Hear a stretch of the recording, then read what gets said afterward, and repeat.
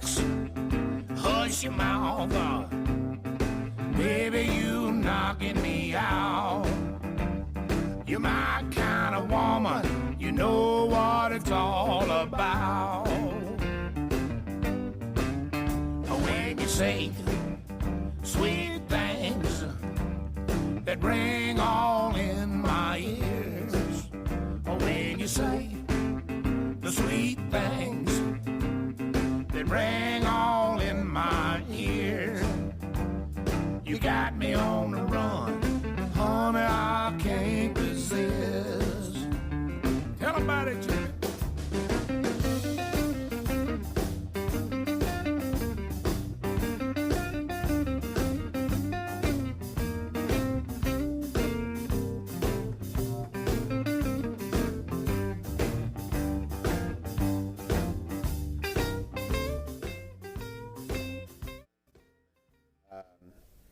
Attendees and participants, and welcome to the November 9th, 2021 meeting of the City of Tampa Variance Review Board.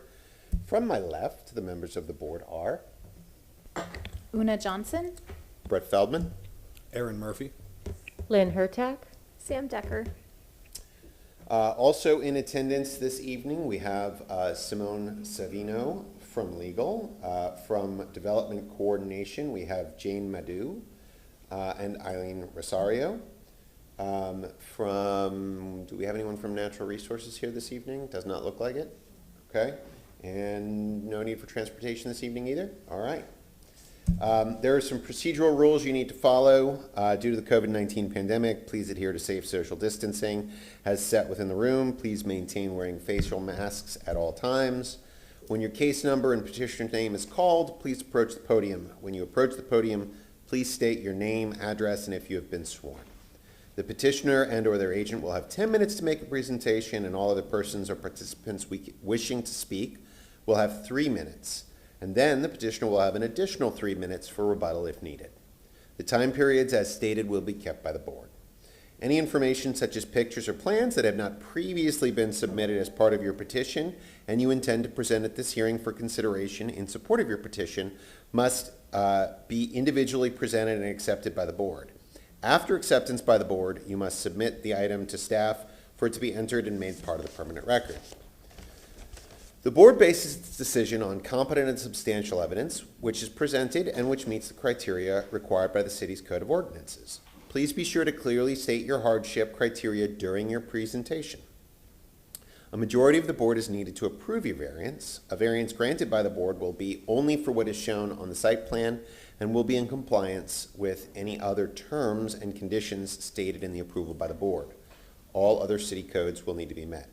If the case is approved, your variance will expire 2 years from the date of the decision. If the case is continued, it will be continued to either the next month's VRB board agenda or the next available position on an upcoming VRB board agenda. If the case is denied, you may wish to have your the Variance Review Board's decision reviewed by the City Council. You must file a petition for review of the board's decision within 10 business days of the written decision. You will not be able to pull any permits until after the 10 days review period has passed. Your cooperation in ensuring that this meeting is run smoothly is greatly appreciated. Can I have a motion from one of the board members to approve last month's meeting minutes? Move to approve last month's meeting minutes. Great. Do we have a second? second. All right, we have a motion and a second. All those in favor of approval, say aye. Aye. Any opposed? All right, the meeting minutes have been approved. At this time, I will ask legal staff to please confirm whether there are any ex parte communications or conflicts among the board members. Simone Savino, Assistant City Attorney. At this point, would any board member with a conflict of interest or an ex parte communication please identify yourself and state it? Aaron Murphy, I have Lennar as one of my clients, and I will not be able to hear those VRB cases 21-129 through 21-135. Okay, thank you. And I have a Form 8B that's already been filled out by Mr. Murphy, so I'm going to go ahead and submit this to the clerk.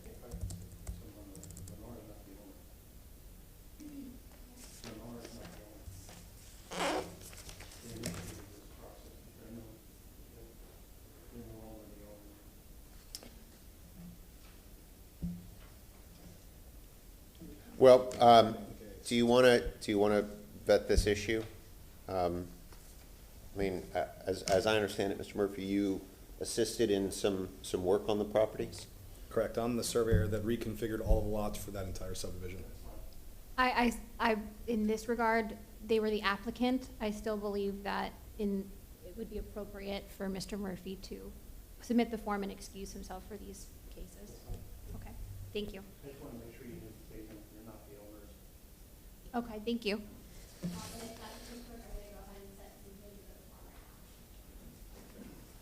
Okay.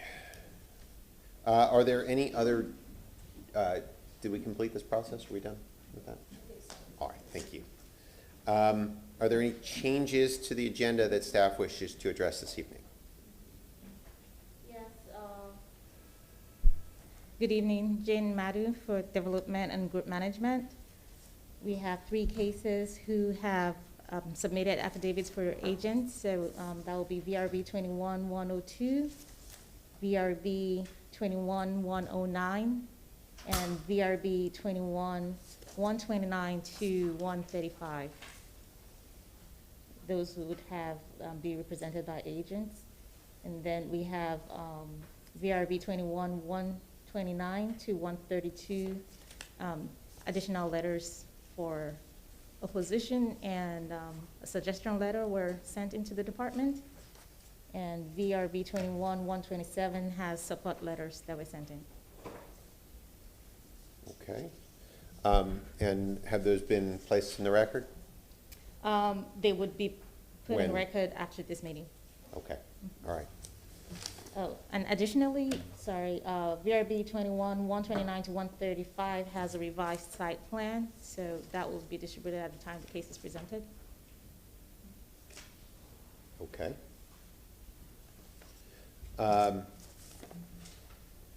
Did we want to address the changing of the hearing time as well? Correct. So the department is recommending that the Variance Review Board would consider an earlier start time to the VRB meetings, and it's open for your discussion.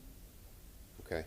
So as I understand it, the issue is whether the board would prefer to meet at an earlier start time than the current 6:30 for future meetings. Does anyone have any thoughts about moving the start time up? Is that preferable to everyone? Seems like moving it up sounds like a preferable thing to, from what I understand, but tell me what you think. Yes, I think moving it up would not only, it's fine for me, but it would put us in the same start time as apparently other boards. Okay. Does anyone oppose an earlier start time? And what start time would be preferable? Do we want to go to 5:30 or 6 o'clock? I vote for 5:30. Okay. I know not all of us are present, so I would go with whatever time works for the most people. Okay. Yeah, I mean, I can do either 5:30 or 6, but, you know, and apparently it shouldn't be that big of a hassle for any members of the public.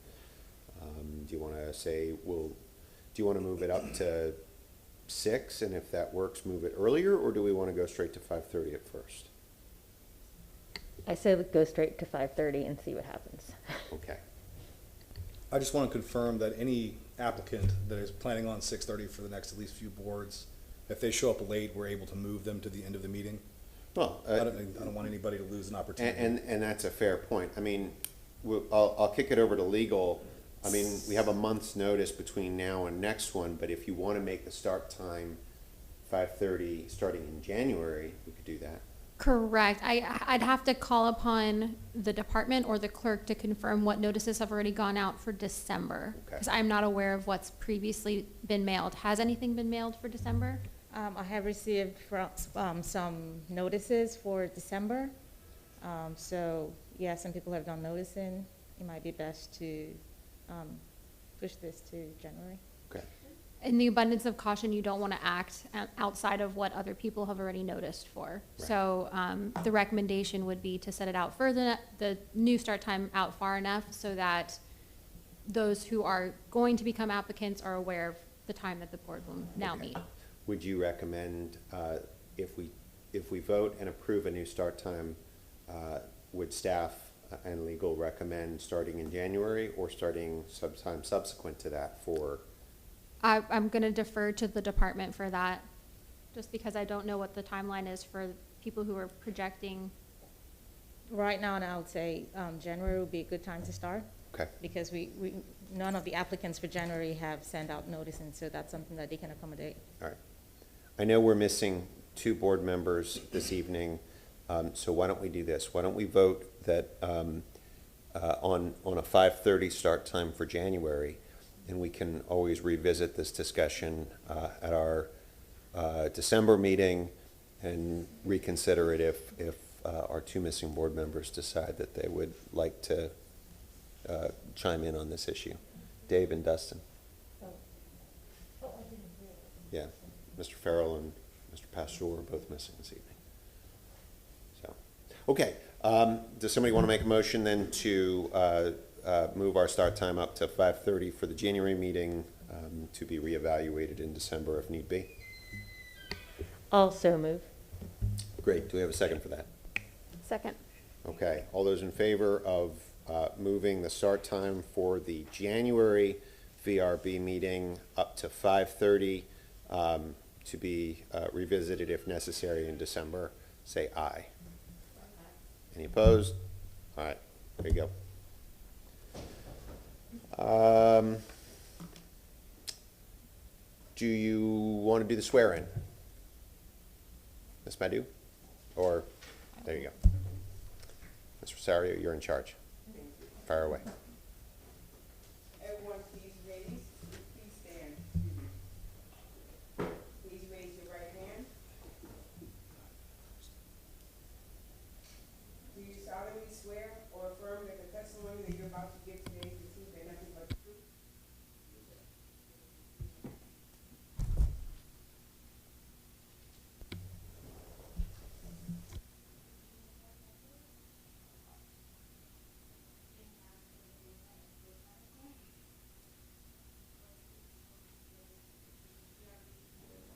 Oops, I'm sorry.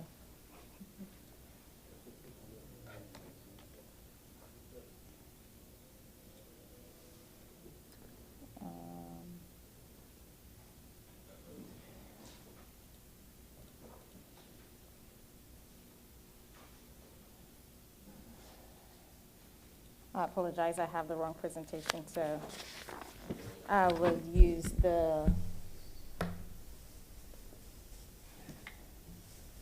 .cam. All right.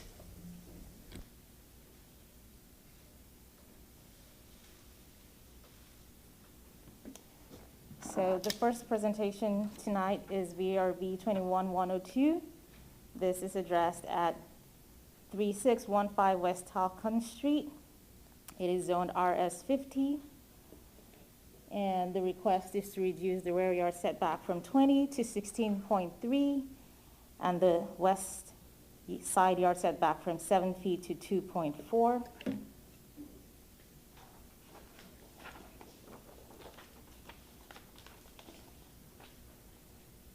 This is an aerial showing the subject property. And this is a site plan showing the scope of work, in addition to the rear and in addition to the west side. And this is in order to accommodate an existing addition to a single-story, family residence. This is work that was done without permits, and they're coming in as an after the fact to rectify that. So they have an active BLD permit. They have an active code permit as well. Natural resources found consistent, transportation found consistent, and right-of-way found consistent as well. The board would review this application subject to section 27-80 And if there are any questions, staff will be available on hand for assistance.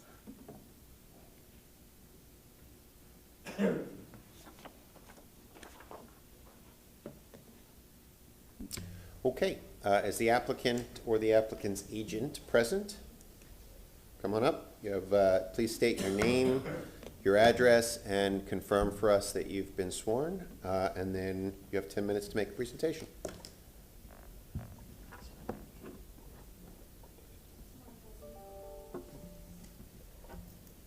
Hello, my name is Angel Montero. I'm also a resident in 3615. Is there a mic for, is the mic on for? It is on. My name is Angel L. Montero. I'm a resident on 3615 West O'Connor Street, and I will be speaking on their behalf. And you've been sworn? And I've been sworn. Thank you. You're welcome. Go ahead. Okay, thank you so much. So the request that we're doing is to accommodate my family. We have recently had a family member who has Alzheimer's, so she lives with us now, and the house has kind of gotten a little bit too small for us. It only has a full bathroom, so clearly, as I live there, my girlfriend, who does not live there but spends a lot of time there, my parents and her, there's a necessity for more room in the space, in the living space. So that is why we decided to expand the scope of the house by adding that living space in the back, which has a bathroom and, yeah, only a bathroom. But the purpose of that was just for us not only to have more space, but also to give my aunt, I guess, a better sense of welcome, because she knows that's our house, and when she has her episodes, she wants to like come back to her home place, but unfortunately that's not where she resides anymore. Therefore, if we were to be able to provide her with something that is somewhat similar to what our house would look like, we felt like that would do a lot of good for her, and it definitely did, and it has improved her living and our living as well, since living with somebody with that illness is not a difficult thing. It's not an easy thing. But that is with regards to the one in the back. To the one, to extension on the side, the main reason that we did it is because, as you can see on this picture, the trees on top, technically on the side of the house, cover a lot of the area on the roof, and they bring a lot of pollen, a lot of branches that have fallen, and fortunately, thank God, has not hit anybody, but they could. So the pollen, after a while, and all that little debris that comes from the trees, when it rains, it solidifies, and then it creates this nasty mold on the side of it, on here. And because of that, and because it's an old house, we've basically have mold issues, or been having mold issues for a good while, which made us, require a lot of help and a lot of payment for air conditioning repair to, just keep up with that. So one time, one of the technicians said that if we were able to have something that just not allowed or would block all that dust that would get, right in here, it would be really, really helpful for us. So we decided that we could kill two birds with one stone and put something that would cover the side, and that would also provide just something in there that to not let all that rot, get stuck in there. Besides that, then there's also the issue of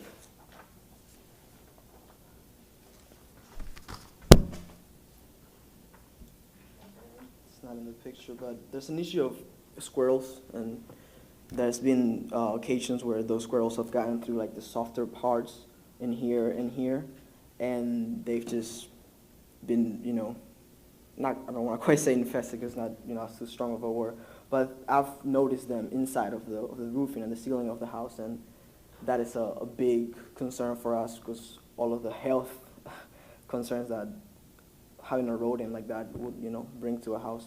So because of that, we also added more, close this part here, which is not what we're here for, but also close by adding the fawning in there. It close the softer part of the house or the ceiling for the rodents. Since this part here, it's brick, so they wouldn't be able to, bite through it. Another reason why we did it, and we wrongly but thought we were fine with doing so, is that out of ignorance we thought that there would be no need for this, since our neighbor in the back, her house starts at the same distance as ours and goes beyond it, but it's a whole unit. So we thought that if we were to extend it up to here, we'll still be respecting zoning, but clearly not the case, but at least it shows you an insight of what we were thinking when we did it and the reasoning why. This is just a picture of how it looks right now. Let me see if it's better. So this is how it looks. As you can see the trees here, and I don't want to say quite invasive, but they're very close to our domicile. And as you can also see here, by putting this fawning here, suddenly there is no space for the squirrels to, get in there, because even if they bite through it, they still, just hit concrete and not the older wooden part that was there before we moved into this house that is quite a few decades old. Besides that,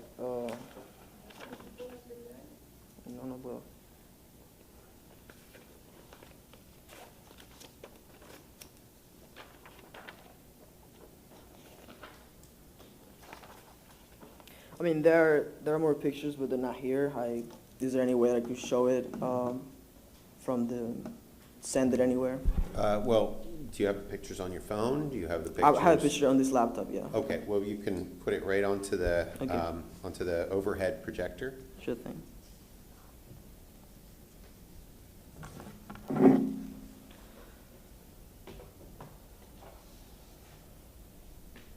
There you go. Is it visible? Okay. Yep. So as you can see, this is just one of the branches that have fallen from the neighboring house trees. This one is quite large. There's been larger ones, especially with hurricane season, but even smaller ones can also, as you may see, cause a lot of harm if they were to fall on somebody, either ourselves or our pets. Then.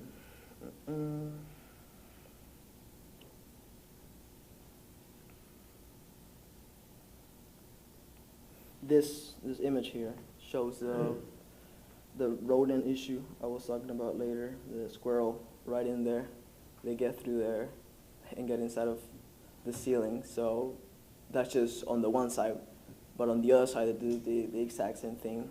So far, we've been able to, maintain them away, but thanks to the extension that we did, but otherwise it would have been really, really problematic for us.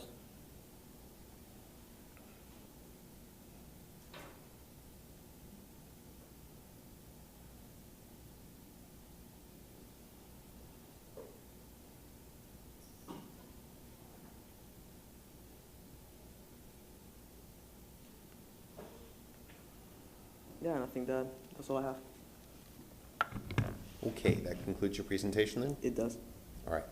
Are there any members of the public wishing to speak about this petition? Anyone? All right, seeing none, I will open it up to the board for board questions, if anyone has any. When was the home built? I wouldn't be able to tell you right away, but it was built by my stepdad father, so around the 50s. I'm pretty sure something like 54, something like that. It was after the war.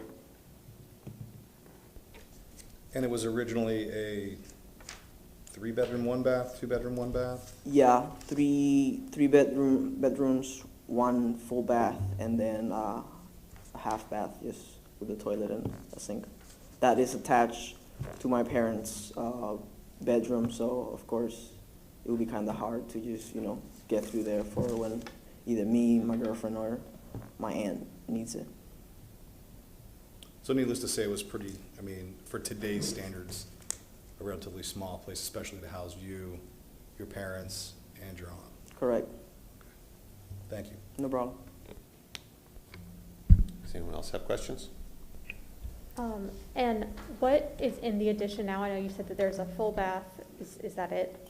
Mm-hmm. It's a bath and just another room. That's where it's basically like an unmarked living room for her, kind of. So there's a TV, there's a sofa in there, just a little, just her own little space. Okay. And then because there's a middle room, but the middle room was quite small, and there were a few instances where she fell at night because it's kind of small and there's not, a lot next to it. So we chose to just move her out there, and then I'm on the other room. Okay. All right. Thanks. No problem. Do you have a question? Yes, so it looks like there's three things. You added the cover to the side of the house, the back addition with extra room, bathroom, and then the enclosing of the front porch. Is that what the third one was? Was that something you pointed out was different? No. No? Okay. No. So Simone it's just Savino, those two Assistant things. City Attorney. Members of the public cannot be speaking right now. No one unless you're at the microphone. Sorry, I just wanted to announce that. So just the cover? Yeah, and those the- two. okay. There was an enclosing, but that was done before we moved in 2014. In our packet, we have pretty extensive plans Yeah. set too. So was this all permitted? What we did? Yes. No, it was not. That's what we're here for too. And I said it, it's mea culpa. We did it out of ignorance, but we're trying to fix it. Okay, thank you. No problem. And the reason you chose to go back instead of up was the trees? So the reason you decided to add an addition in the back instead of to build a second-story addition is that there's not room for the second story because of trees? No, the reason for the thing on the side is for the trees. The reason for the back is a familiar reason. It's a domestic situation that we have more people living in the house that the house can afford. So that's why we expanded. It would be nice to go out, but budget-wise, it would be too much.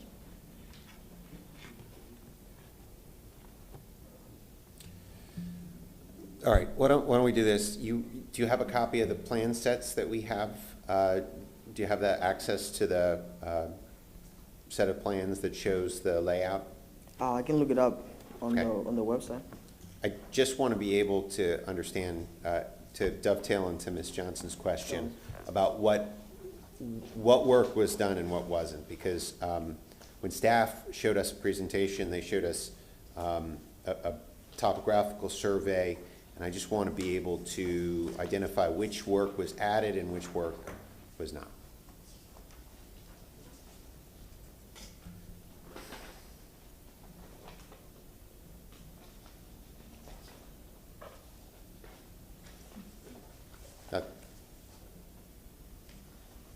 That's the one.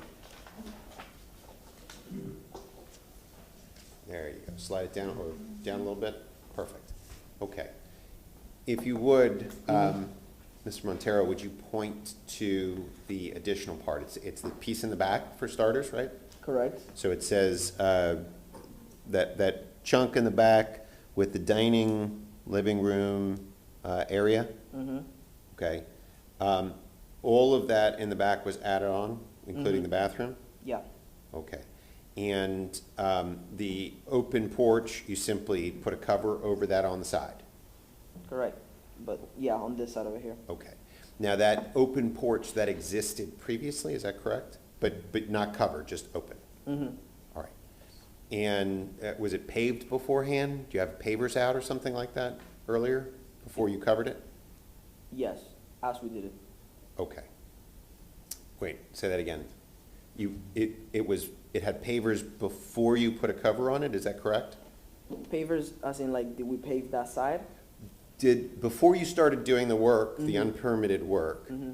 did it have pavers there, or did you just add those in addition to putting the cover on it?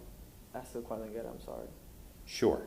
Did you, Did it exist as an open porch before you put a cover on it? Correct. Okay, so there was a paved area out there, and then you put a cover on it? Yeah. All right, Okay, that- all right, yeah. that's what I'm trying to figure out. Yeah, it Thank was a you. paved area, we repaved it, that's what, I thought that's what you meant. Yeah, we Okay. did it again, this time with bricks, and All then right. we added the thing. And the question that Ms. Hertak asked you about the trees, there was a photograph that you showed us earlier that showed some branches going over the top of the house. In fact, we have it in our packet with some pretty big trees on, what is that, the east side of your property? West. West side of your property, thank you. So you've got some pretty large trees overhanging the house. And so Ms. Hertak was asking if you had hypothetically, budget aside, if you were gonna put on an addition on the top, those tree branches that hang over your house, those, you would probably had to cut some of those down, is that correct? Correct. Okay. All right, I don't have any other questions for you, thank you. Anyone else before we, no? All right. You have 3 minutes for rebuttal to talk about anything else that we raised or anything else that you want to say. Okay.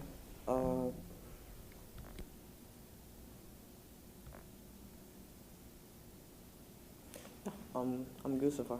Everything else went. Great, thank you so much. No problem. Well, with that then, I will close the public hearing. Oh, no, one more thing before I close the public hearing. Yes, I would, I'm curious if you would accept a rule attached to this that open porch could never be enclosed, that it would stay an open porch forever. So the Yeah. question is, this open porch that you've built, if the board were inclined to say, okay, we'll approve it, what you've done in retrospect, we'll go ahead and approve it. If the board were hypothetically to do that, would you agree that as a condition of that approval, you would never make that air-conditioned space? It would Absolutely. remain Yeah, an open absolutely. porch.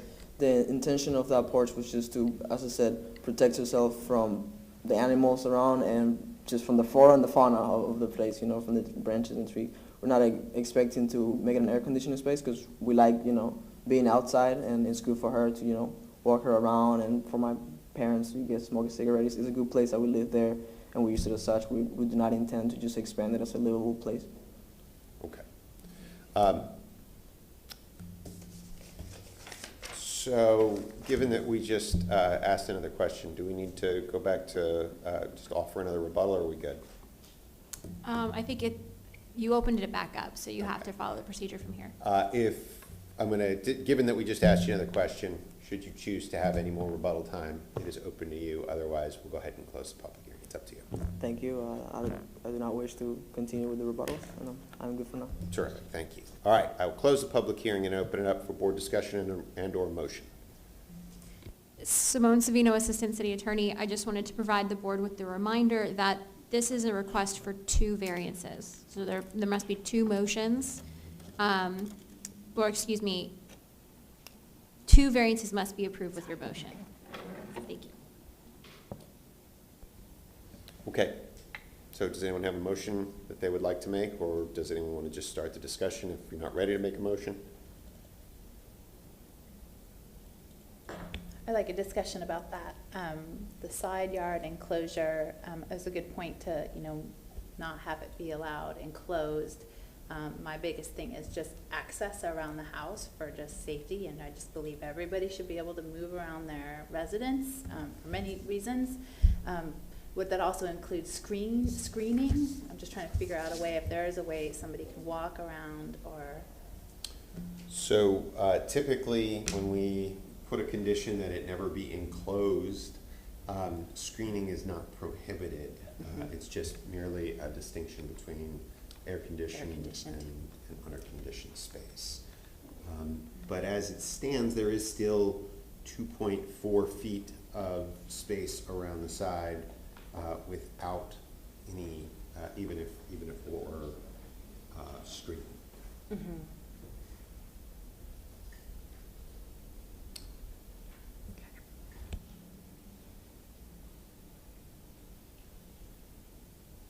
So, as, I'll just start the discussion then. As I understand it, we do have a relatively small property on a relatively small lot. The only real place for expansion is in the rear. And, you know, had this been presented to us beforehand, it would have been something that we could have and would have considered. There doesn't seem to be any real prospect for expansion upward, as Ms. Hurtak pointed out. So expansion in the rear in a reasonable fashion that did not impact the trees around the property and that matches the neighbor's property seems like it would be fairly reasonable from my perspective.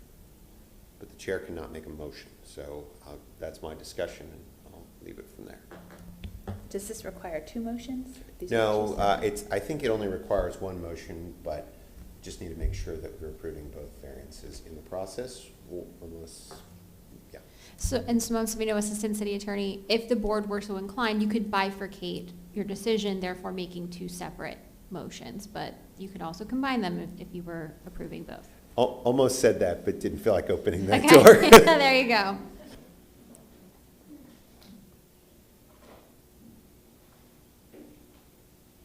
I'll make a motion if, all right. Please fire away.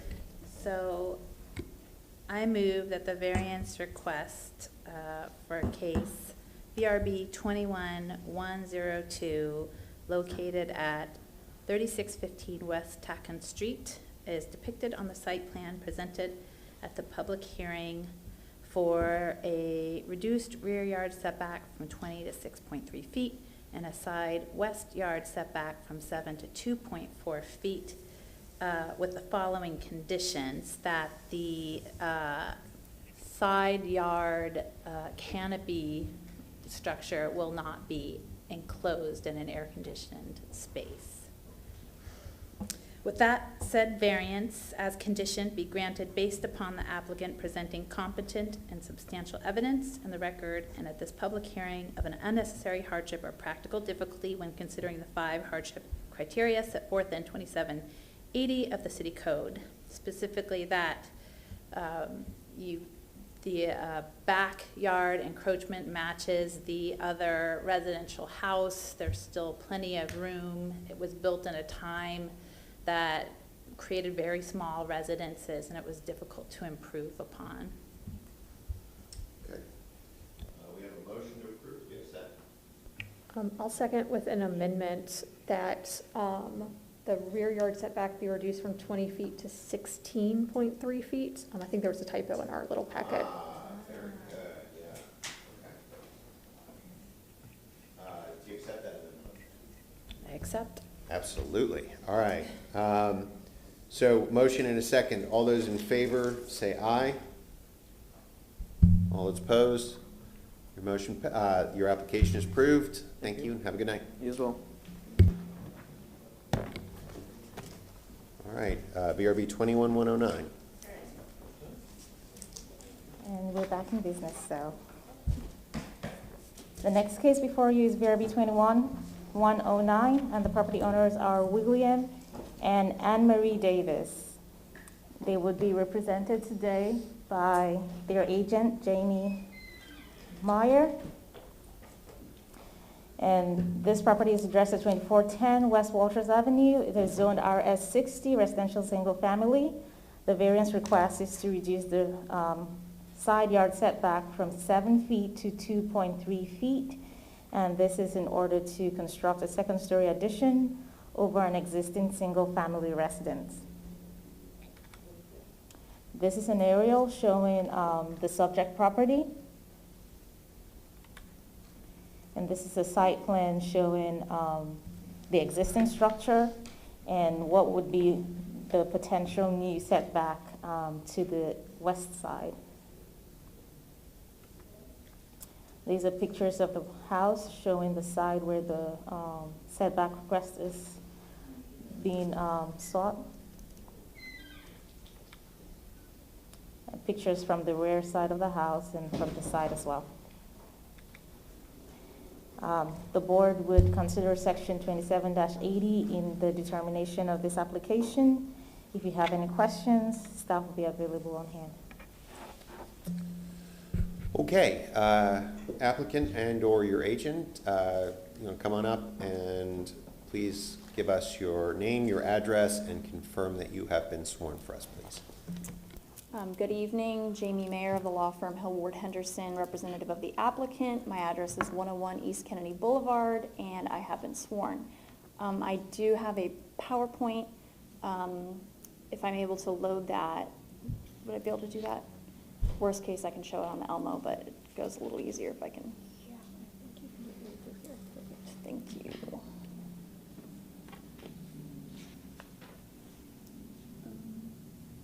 Yeah, hold on. Sorry. You're fine.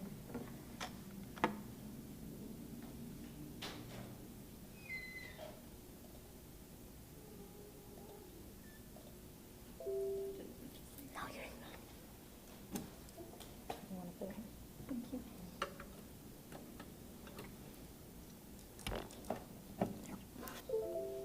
I'll just pop up and then.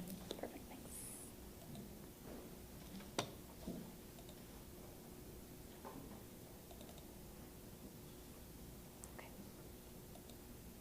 Okay. Do I need to swap? Okay, it's up, okay. Sorry about that. So, this is a request to improve an existing home with a second-story addition that will maintain the existing setback, as was described. The as-built home was constructed in 1949 and has a west side yard setback of 2.3 feet.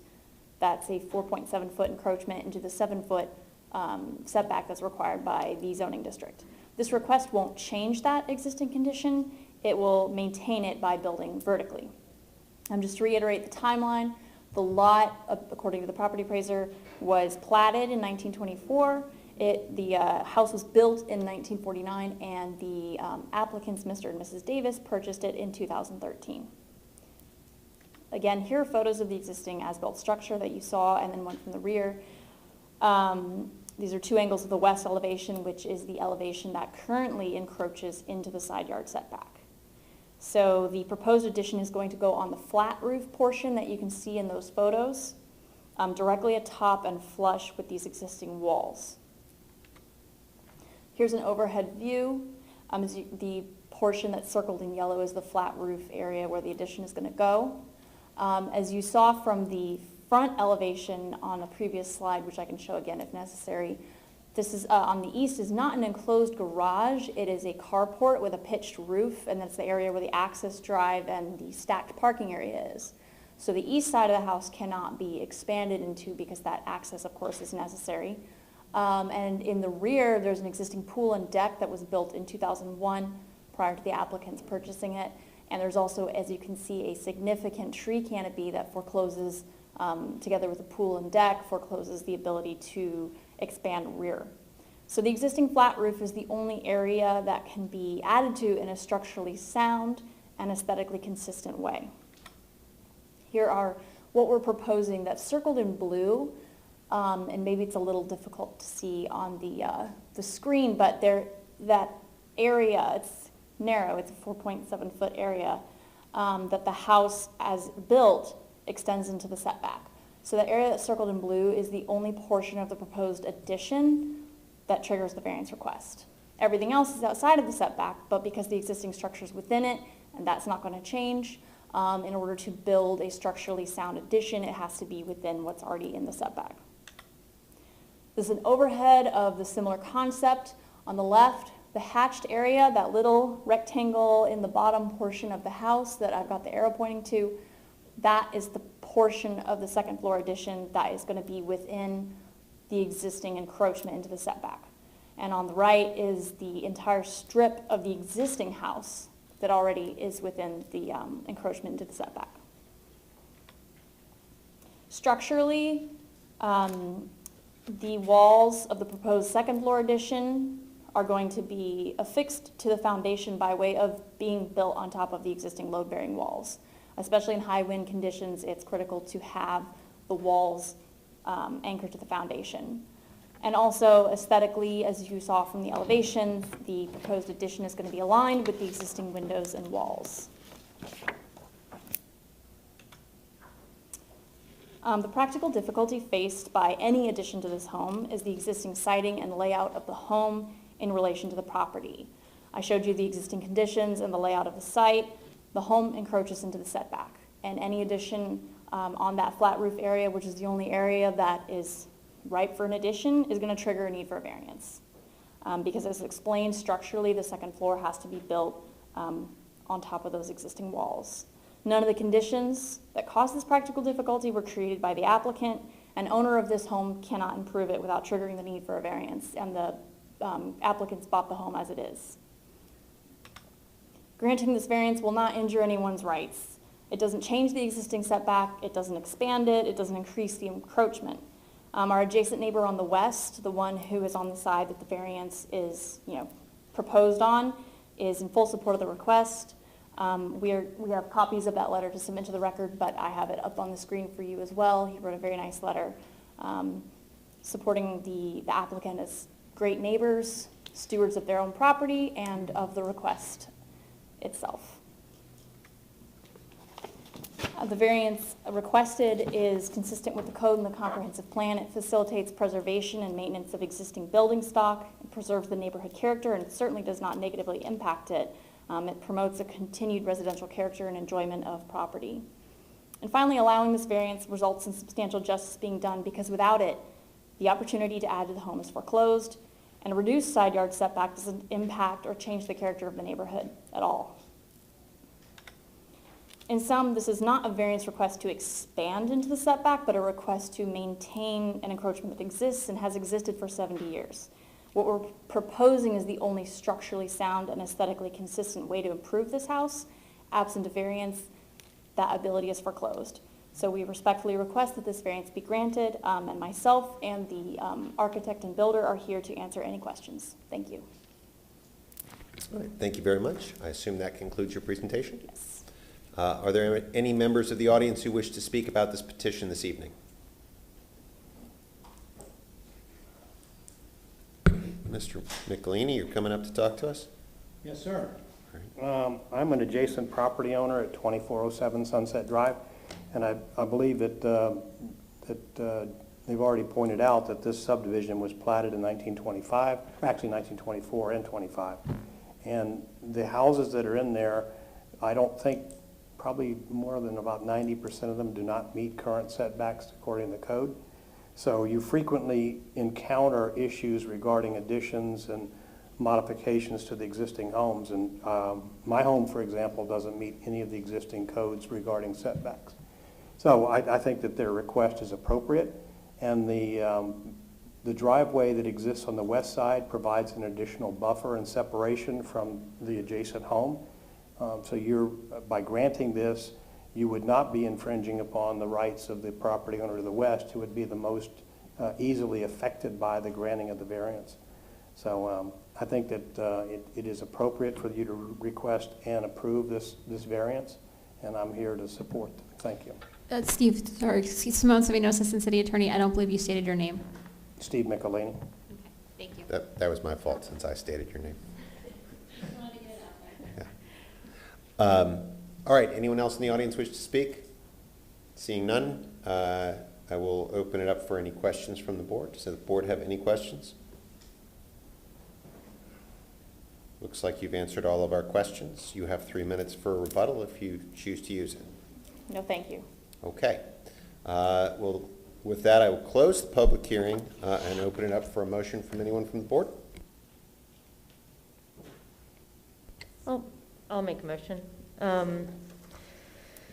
I move that the variance request for case VRB 21-109 for property located at 2410 West Watrous Avenue be granted as depicted on the site plan presented at the public hearing for a reduction in the west side yard setback from 7 feet to 2.3 feet to construct a second-story addition over a first-story single-family residence with an encroachment for eaves and gutters based upon the applicant presenting competent and substantial evidence in the record and at this public hearing of an unnecessary hardship or practical difficulty when considering the 5 hardship criteria set forth in section 27-80 of the city code, specifically that this addition simply follows the setback that already exists and has existed, and that this is not a self-created hardship. Okay, Second. we have a motion and a second. All those in favor, say aye. Any opposed? Motion passes. Thank you and have a good evening.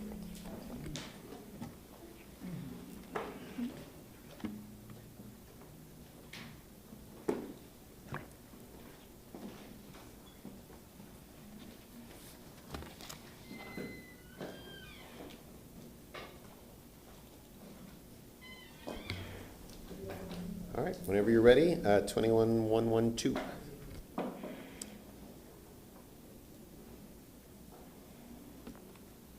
Have you been sworn in? Eileen? He hasn't been sworn in, so. Okay, well, do we want to bring anyone else up for swearing in, or do we want to just swear in this? I'll say to be as well. Okay. Okay.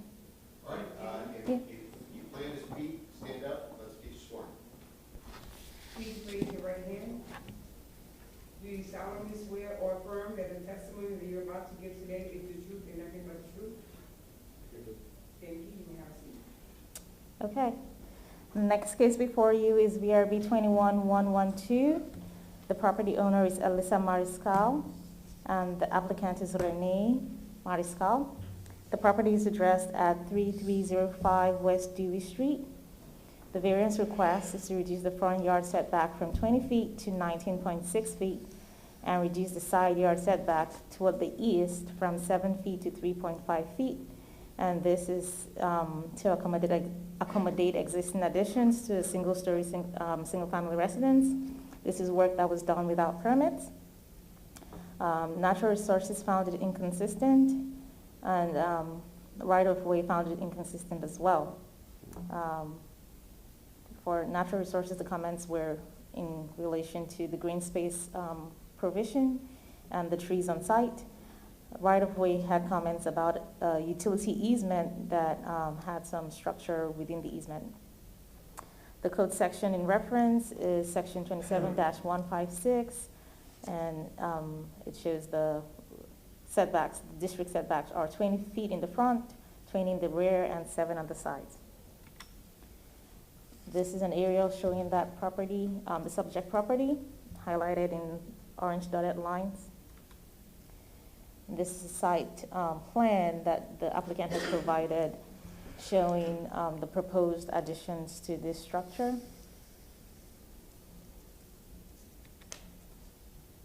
And these are the floor plans for the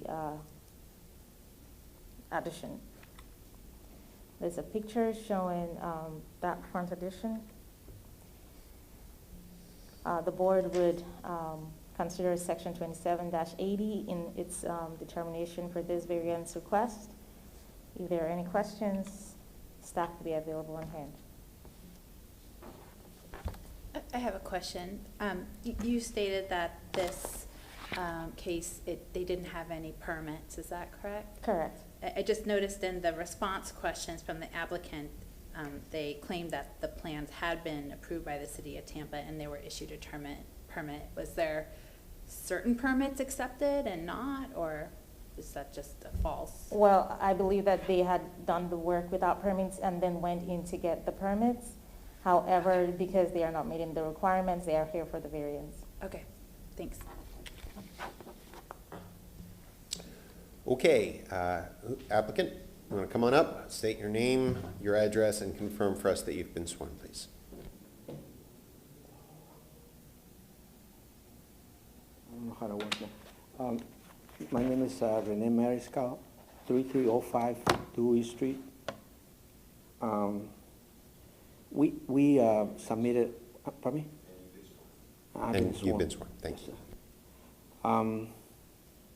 We have submitted a permit for this construction that we started. There's a permit issue back on, well, I got a March of 2020. Permit number BLD 2004-72554. So we had a permit issue. We submitted all the paperwork required for the permit to be issued. It was issued. We started the construction sometime after that, and then we had inspections, frame inspection, and also electrical inspection, rough electrical inspection, which did not pass. We had to hire a contractor on the electrical. So we have hired a contractor. After he was done, we request for an inspection again, and it was I was told it was denied or stopped. So the construction was stopped at that point. Then we find out that there was a setback issue on the permit or on the property. So the setback right now, it's well, let's see. It's 19.5 from the front. The project was. Can you see the picture that I have? Okay, that's the front view of the house. So let me see. That's what it was before. It was like an existing porch. It's an old house, 1948. So it was that was how it was built with the arches. It was a porch, existing porch. That's the front door. So the project is to cover the front porch and make it a living space, convert the front porch to a living space, and that's the issue that I have with the setback. The front side of the house, the front wall of the house now, it's 19.5. So to be 20, I have to move the front wall back. So, and then the side, on the east side, if you can see on that picture right now, on the right side, that plywood space, that is the space that would have to be moved 7 feet in. So that's all what I have now. Okay, does that conclude your presentation? Yes, sir. All right. Is there anyone in the audience who wishes to speak about this application? All right, seeing none, I will open it up for board questions. Please. I can't tell on this, the site plan, but how far is the existing house from, like, what is its setback right now on the side setback? How we bought the house and it was already existing, as you can see the picture, this picture right here. That is an existing. So that front wall is 19.5. I have on the survey that I have that was done. It's 19.5. Yes, I think the question, sir, is on the east side. On the east side? Yes, you're seeking you have a request to reduce the east side setback from 7 feet to 3.5 feet. Are you doing any work on the east side that is reducing the setback, or is it existing, is the house existing and sitting currently at 3.5 feet? Yeah, it's existing 3.5. Okay, thank you. Existing 3.5. That was your question, right? Yes, so it's existing at 3.5, and this addition doesn't seem to match. Is it, how far, what's the difference there? There's no additions. No, on no, the no, project. but the enclosure of this, The enclosure is on the existing, on the existing walls, on the existing space. yes, but if you go back to the picture you showed us before, no, one more. This right here, where you said that it looks like it's in a little bit. The front. Correct. So it's, the setback is actually not 3.7, but probably more like 4 point? That is space that you see, that is on with the plywood, Mm-hmm, it's 3.5, just that area. Okay. And then if you go further back after that area, it shows 3 on Okay. on the survey. Let me see. So, Three, let me see.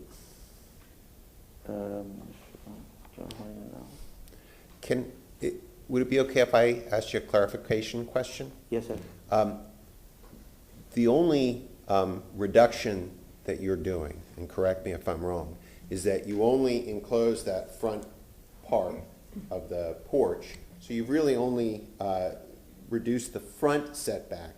The rest of the house existed and has existed at 3.5 feet on the side, correct?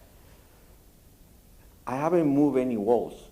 Right. The only thing you've done is you've closed in the front porch. and- Enclose the front porch. Okay. So the enclosed front porch was existing since 1948 or sometime.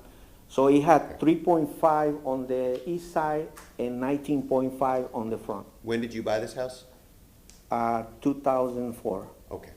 And everything was the same except for that front porch enclosure from when you bought it?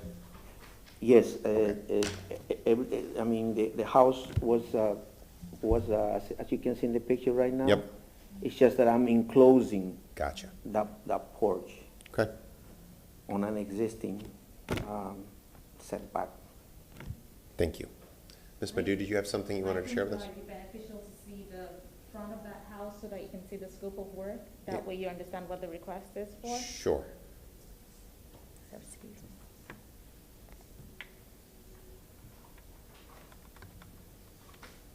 So this is the scope of work.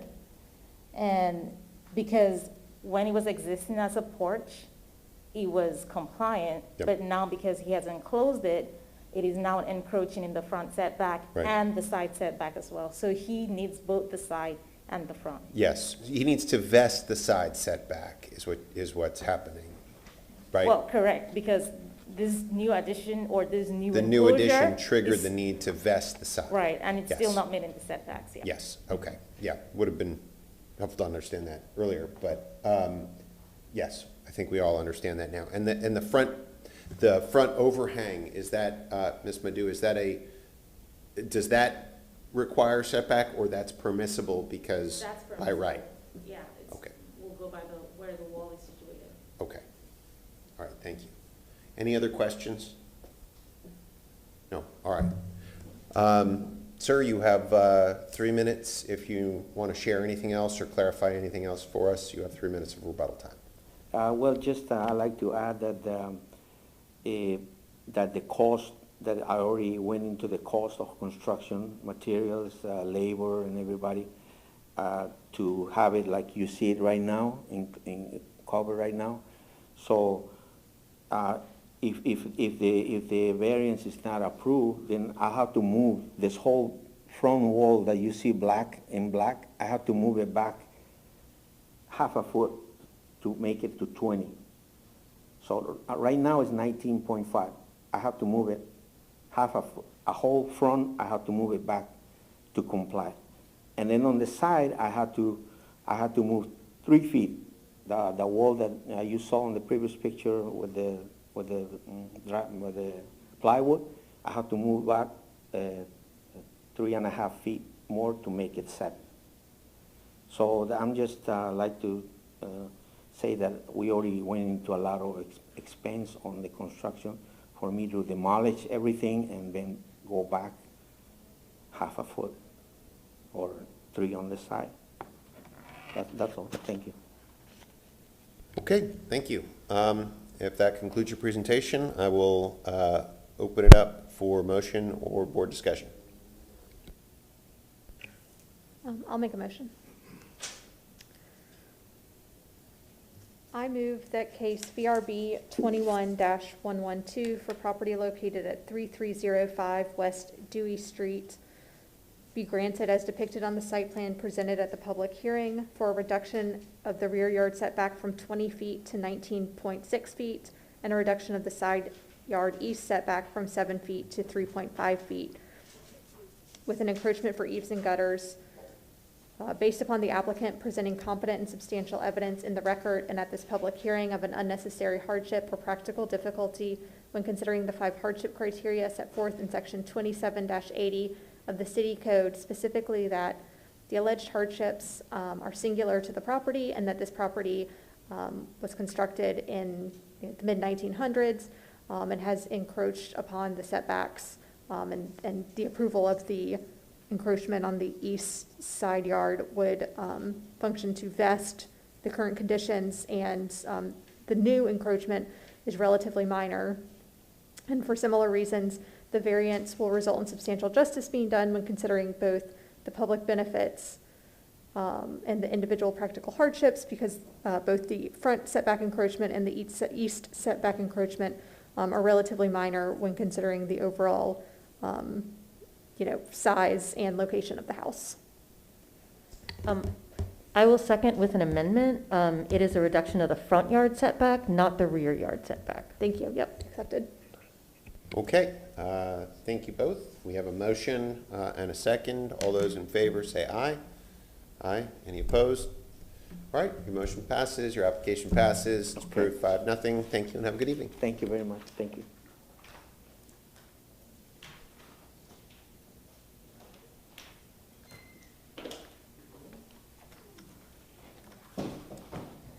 The next case before you is VRB 21-127, and the property owners are Matthew and Shelley Rumenick, and the property is addressed at 3701 West Cleveland Street. This is zoned RS60, and the request is to increase the height for an accessory structure from 15 feet to 27 feet. And this is in order to add on to an existing accessory structure.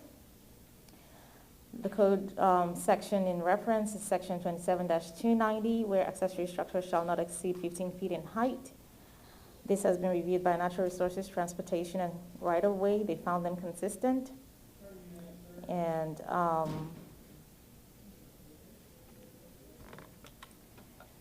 this is the property, the subject property. It is a corner lot along the intersection of West Cleveland and South Sterling. This is a site plan showing the existing conditions, and in the corner, the northeast corner is where the proposed addition is going to go, where the proposed accessory structure addition would be situated.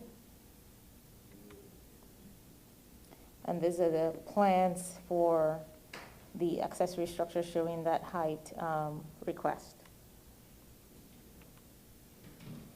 These are pictures showing what is existing currently. The picture to the left is the existing structure, and the picture to the right is showing the entrance into that single-family residence, which is a single-story, single-family residence. This is showing the rear where the existing structure is, and the adjoining property.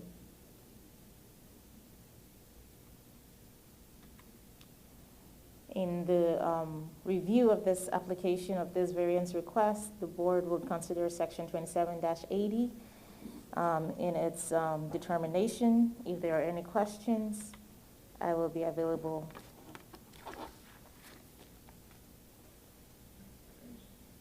Okay, applicant, if you want to come on up, state your name, your address, and confirm for us that you've been sworn, please. Yeah, so my name is Matthew Rumenick, and I live at 3701 West Cleveland Street. I'm the owner and resident, my wife and I, and yes, I was just sworn in. So, I am asking to increase the height of the accessory structure from 15 feet to 27 feet. So my wife and I bought this house in 2013. We moved to South Tampa, and we took this house from rags to what it is now. And as you can see from the pictures, we had recently redeveloped. Behind us was behind me, my lot directly behind me was a single-family home that they had joined 2 other lots next to us and made it multifamily. And in doing that, we supported it as a neighborhood and didn't realize after it got rezoned, particularly the property behind me, because I supported it during the hearing to rezone it, that it stopped and they could basically build to the criteria, which was 10 feet off of our setback, 35 feet up in the air, and now I have some windows staring in my backyard, 10 feet off my property line. So we've grown to love our neighborhood, and we've looked at it a bunch of times sitting in the backyard, and we're like, well, how can we improve this situation, right? We eventually wanted to put a pool in our backyard, and we came up with the idea of taking the existing shed that's there, adding a lanai onto it, and coming out the size that we want to come out, putting a higher roof pitch on it that breaches to the top of that window, to where when we do eventually go to step 2 of our plan to do a pool, that we can sit in our pool and not have our neighbors looking down into us into our pool. The pool, the step 2 of that I've done all my due diligence, and I'm good with setbacks as a corner lot for that. So my hardship in increasing the height is in doing the structure the way it is to really to block the windows as a structure, since that existing structure is so close there. The left side of the structure, as you can see, I started to plant some trees to block it, and also to give us an area for a lanai for outdoor seating when we do our pool in that area now. I was going to, I think you have the pictures, but I also wanted to show I wanted to show the board my existing house. And sorry, I didn't have these printed out. This was actually my existing the house when I bought it in 2013, and golly, we didn't realize we were going to be here as long as we did and did what we did to this house. I look at it and it's exhausting to see what we've done, but from this point it went from here to here. So same house, built in 1941, and we really did a lot to it. We really love our neighborhood, we love our neighbors, and just the privacy issue has just come up in the last couple of years, and now that this building is complete behind us.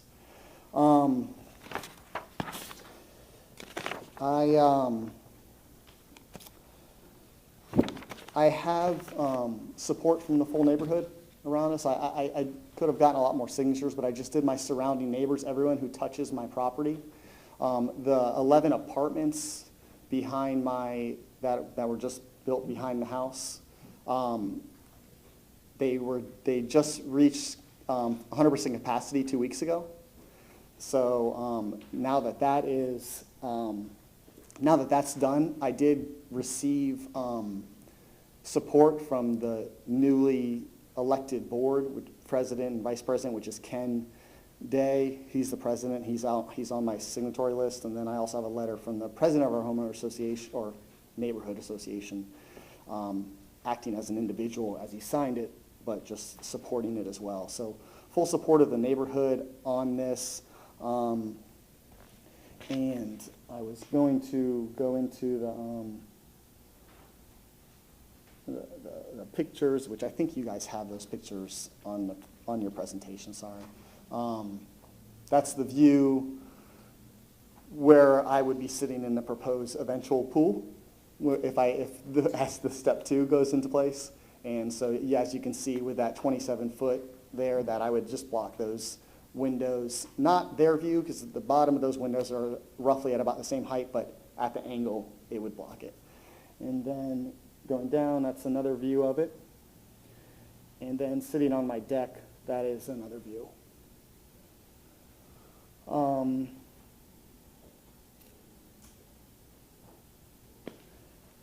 I don't have any other comments. The hardship was not created, it was created when the building was built, in my opinion, for what I'm trying to do.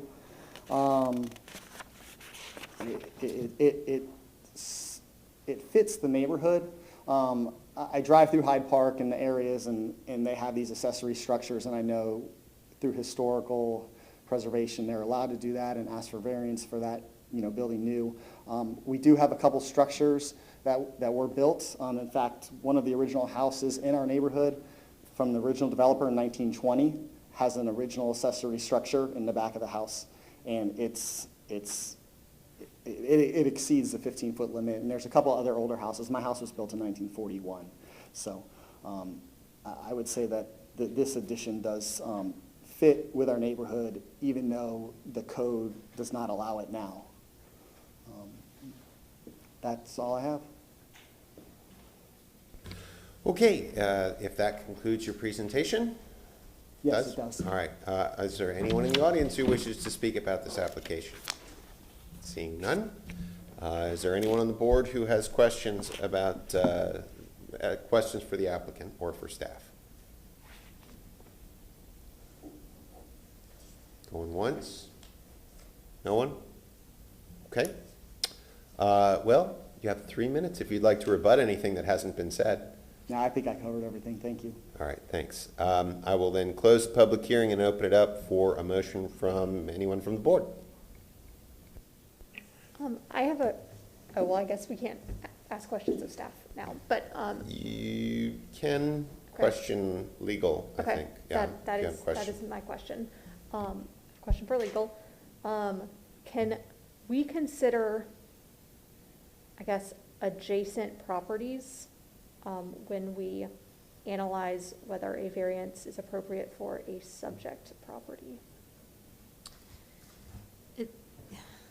Let me just reference, everything that you should be considering is laid out before you in terms of the 27-80 criteria. So if you just flip through to the front, they have to be unique and singular with respect to the property. Really, you're supposed to be basing it on the hardship criteria that's presented to you. So if it's been included with what's being claimed as hardship, you have the opportunity to assess it tonight. But it also should just be based on the competent substantial evidence that's outlined in the 27-80. Okay.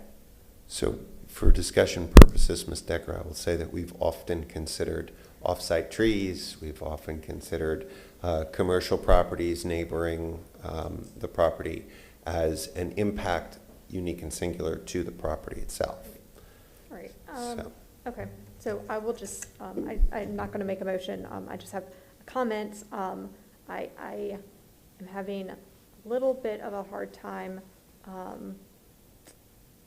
making a decision on this one because, and for better or worse, these multifamily housing projects in South Tampa are becoming more prevalent, and I have some concerns about setting a precedent for for issues such as this. When we see that I'm not sure that it's unique and singular to the property, and I think that it's going to become less and less unique and less singular. I don't disagree, but I think the more relevant issue is that there are other accessory dwellings in the neighborhood that are already of that height, according to the testimony.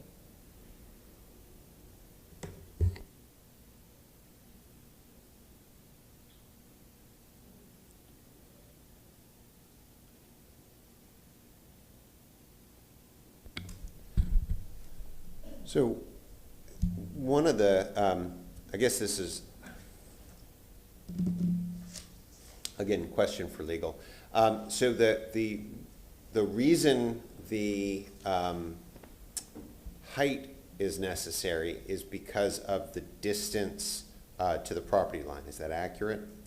In other words, if this accessory structure were to be shifted closer to the center of the property and away from the property line, would the height be adjusted, or is it simply an issue of it's an accessory structure and there's limitations on the height. Simone Savino, Assistant City Attorney, that's not really a legal question. That's a question more for staff, isn't it? Correct. Okay. I don't want to be the one to answer that. Okay. I'm Well, I wish I Okay. could, Sorry. we'd have to open up the public hearing to allow you to answer that question or staff to answer that question. So can I comment on anything, or has this all been legal Well, questions? we'd have to open up the public hearing to take further testimony. Does anyone want to open up, or does anyone, does anyone have an understanding of that issue on the board, or should we open up the public hearing to ask that question? I'm happy to open up the public All right. hearing. Let's, do you have a motion to open the Yes, public hearing? I will make a motion to open the All public right. hearing. Let's open up the public hearing. We don't have to vote on that, do we? No. No. All right. Go ahead. Either you or staff, if somebody has an explanation of that. Well, I mean, Do it's- you want to give an explanation of the issue with the height? So, this is a hardship that I believe that, was created by the adjoining property.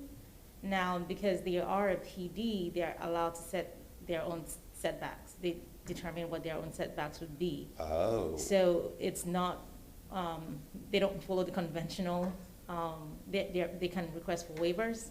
Okay. I haven't looked at the particular case of this PD, but I do know that it was a planned development. Okay. And so they get to determine what their setbacks are, which would explain why it's much closer to this property than you would see normally. So if it was a regular conventional Euclidean zoning, it would be at least 15 feet setback. But because this is a PD, they choose what that setback is going to be. So they are significantly closer to their neighbor than you would have with, say, RM 24 zoning or RM 16. Okay. Great. So, that being said, before we close the public hearing, I'm going to give you another opportunity for rebuttal or to say anything else Yeah, before we so close. the comment about the building behind me, it's closer than normal, and then to top it off, the setback is 10 foot for the structure, or for the foundation. They got around it a little bit, and they came up and over another 2 feet. So really, that structure is actually 8 feet off of my property line, not 10 feet. So it went up and over, it had an overhang, if that makes sense. To top it off as well, with new flood zone requirements and building a new building in South Tampa, where my house sits, it's actually 3 foot higher, as far as where the foundation starts. So, yes, it is 35 feet from foundation to the top of the building, exactly, because I measured it when they were building it. But it's also another 3 feet on top of that. So it just takes the structure that much higher into my property. And then was there a question regarding my accessory structure and how close it could be?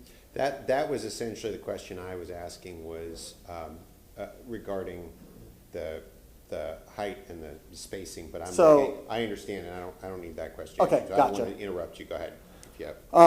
So that was the hardship in what had happened there, and I do feel like it's unique to my property, and like I said, there are other older properties that have this same I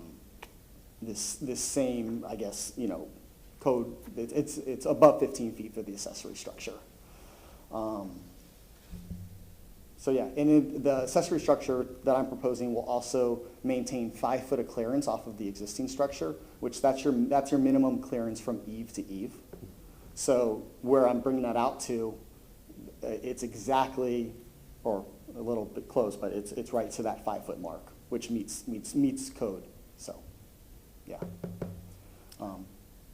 Okay, thank you. Well, then, with that, I will now reclose the public hearing and reopen it up for discussion. That sounds like that may have clarified your question, Ms. Decker. Is that correct? It does, and I mean, listen, looking at this picture and like seeing this apartment right behind you, like I can totally appreciate the hardship. Like that is,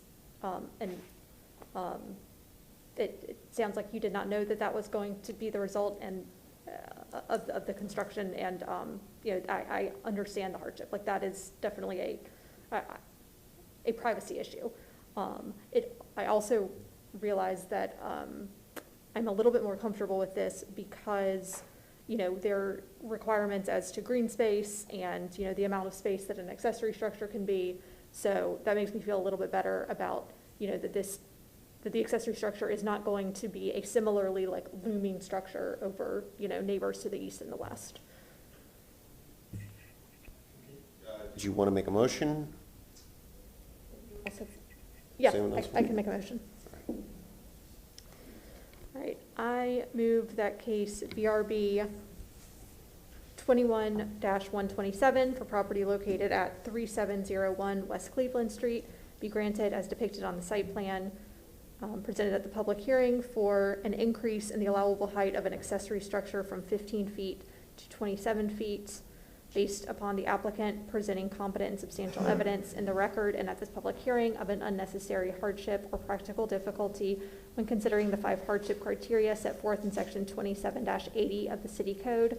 Specifically, that the alleged hardships are unique and singular to this property, as there was an apartment complex, a multifamily unit constructed immediately adjacent to the subject property that is, within a lesser setback than would typically be required, and that poses a potential privacy issue. And accordingly, this variance, if granted, would not interfere with the health, safety, or welfare, but would rather protect the privacy and welfare of the subject property owner. Okay, we have a motion. Do we have a second? Second? All right, motion and a second. All those in favor say aye. Any opposed? Motion is approved, 5-0. Have a good evening. Thank you.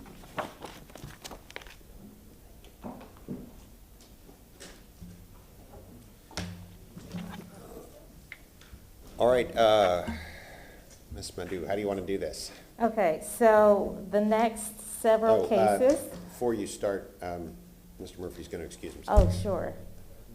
All right. All right. Okay. All right, fire away.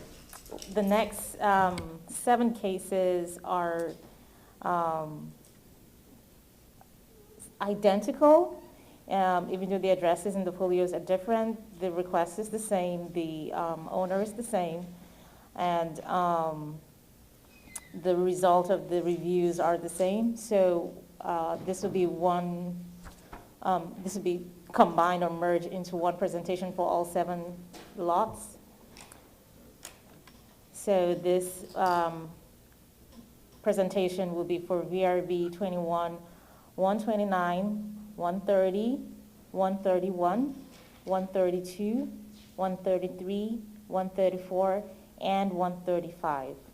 And this will be for properties addressed at 7602, 7604, 7606, 7608, 7610, 7612, and 7614 South Fall Street.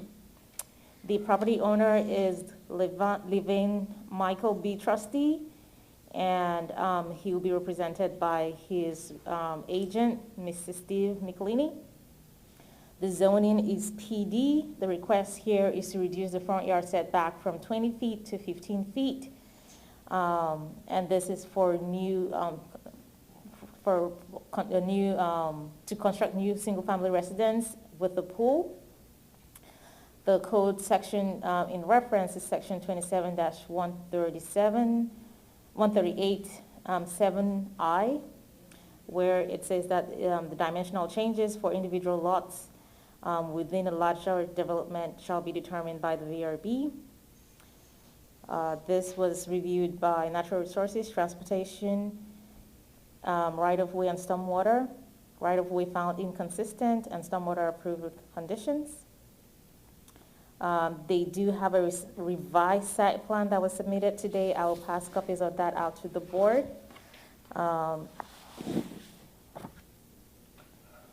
So this is more of an aerial map showing those 7 subject sites along South Fall Street. This is an aerial showing the first lot, which is a corner lot, the only corner lot in this combination of lots. That is the survey and the site plan. Again, the site plans for these 7 lots are identical in the way that the building is positioned and in the way that, in the request for the variances. This is the aerial for 7604 South Fall, showing where that proposed lot would be. This is the survey, and again, the identical site plan. This would be for 7606, the aerial, and this is the survey showing that property and the easement. The floor plan, proposed site plan for 7606. This is the aerial for 7608, an interior lot. The survey showing that easement, and again the site plan showing the proposed work, structure. This is the aerial for 7610 South Fall Street. This is the survey and the site plan for 7610. And this is for 76112, the aerial showing the subject site. This is the survey and the site plan showing the proposed single-family residence.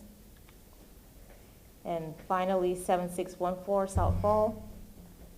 This is the aerial showing that subject site, the survey, and the site plan showing the proposed residential development. There are no pictures, as this is still a vacant lot, and in the determination, the VRB would take into consideration section 27-80, and I will be available. If there are any questions, I would pass out the revised plans and the letters that were received today. Ms. Madhu, does the corner lot for 7602 trigger any different setbacks or requirements, or is it the same essentially as the others? It is the same, and because this is a planned development, they do set their own setbacks, so the only reason they're coming back in is because they're not meeting the setback that was set forth in the planned development. Okay. Yeah. All right, thank you.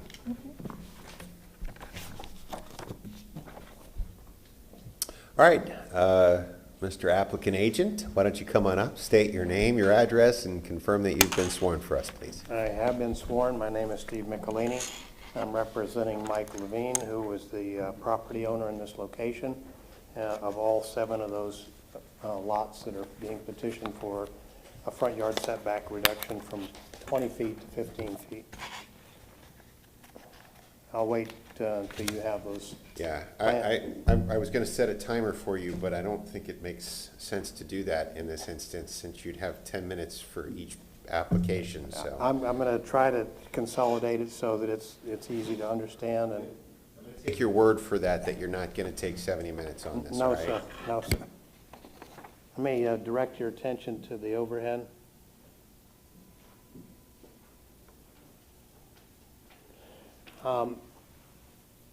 This is the plan that shows each of the 7 lots. This takes up the entire block on the one side, and what I'm showing here in yellow is the private drainage easement that's been recorded and has to be adhered to. The city does not have any jurisdiction over a private easement, so no other modification can occur without the consent of all of the adjacent property owners. And there are 14 adjacent property owners. There are 7 on this side, which is a single property owner, 7 on the other side, which all have to consent to that, as well as there's a SWIFMUD plan that has to be adhered to as well. So in the pre and the post condition, the actual development will be in a better position than it currently is right now.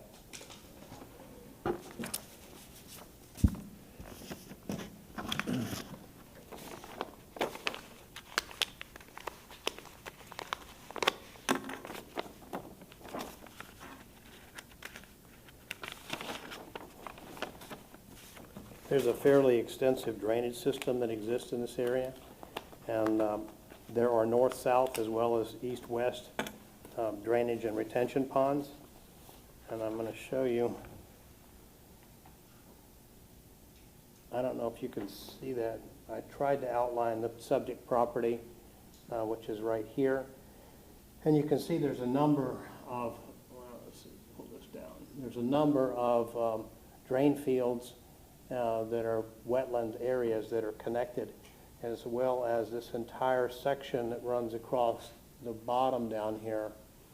And this drainage and private easement connects to that. So it's a very elaborate system.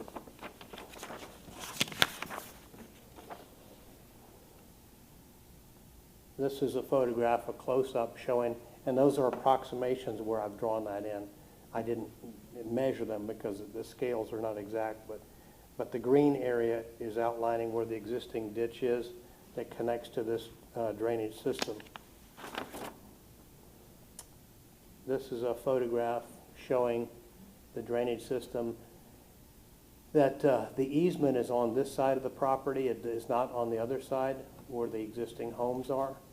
So all of those homeowners on the left side of the photograph have rights to this drainage easement, and they have to concur with whatever happens here. And it's 25 feet plus a 5 feet of a freeboard beyond that. So it's actually 30 feet of area that's being encumbered. This is the southern end of the property, and it shows you're connecting to this wetland area that conveys all of the stormwater out to the bay. This is another photograph of the site showing an approximation of where the drainage easement exists. And as you can see, all of these homes on here, they are built right up to the property line, or within 3 feet or 4 feet of the property line, which this property, none of these properties would have the right to do.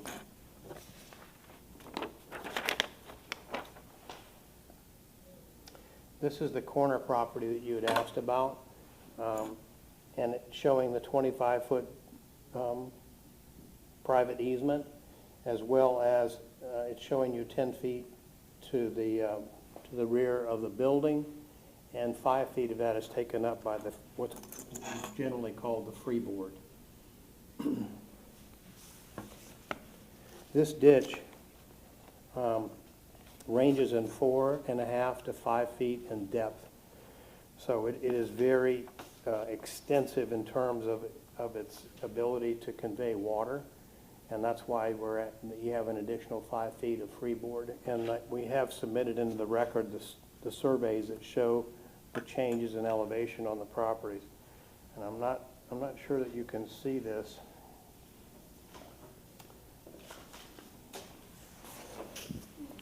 And I'll try to zoom in here. What you're showing that it goes from 4.3 feet, which is the bottom of part of that ditch, to 8.3 feet on the edges. You'll see an 8.7 on the other side. And this is typical for all 7 of those lots. But I have the surveys.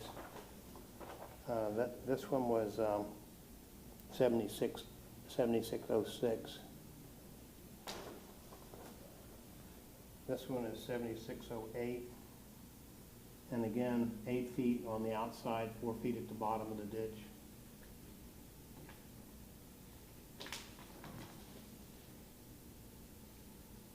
This one is 7610. You see 4.4 feet, 8.8 on the outside.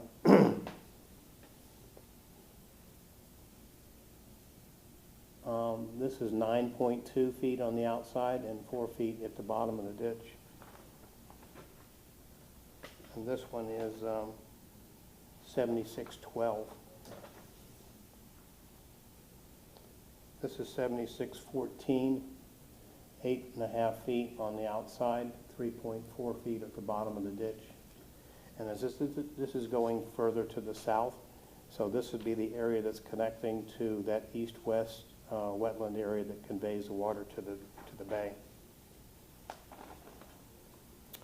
And this is the document that you have in your hands that was just distributed to you by staff, showing the 25-foot private easement.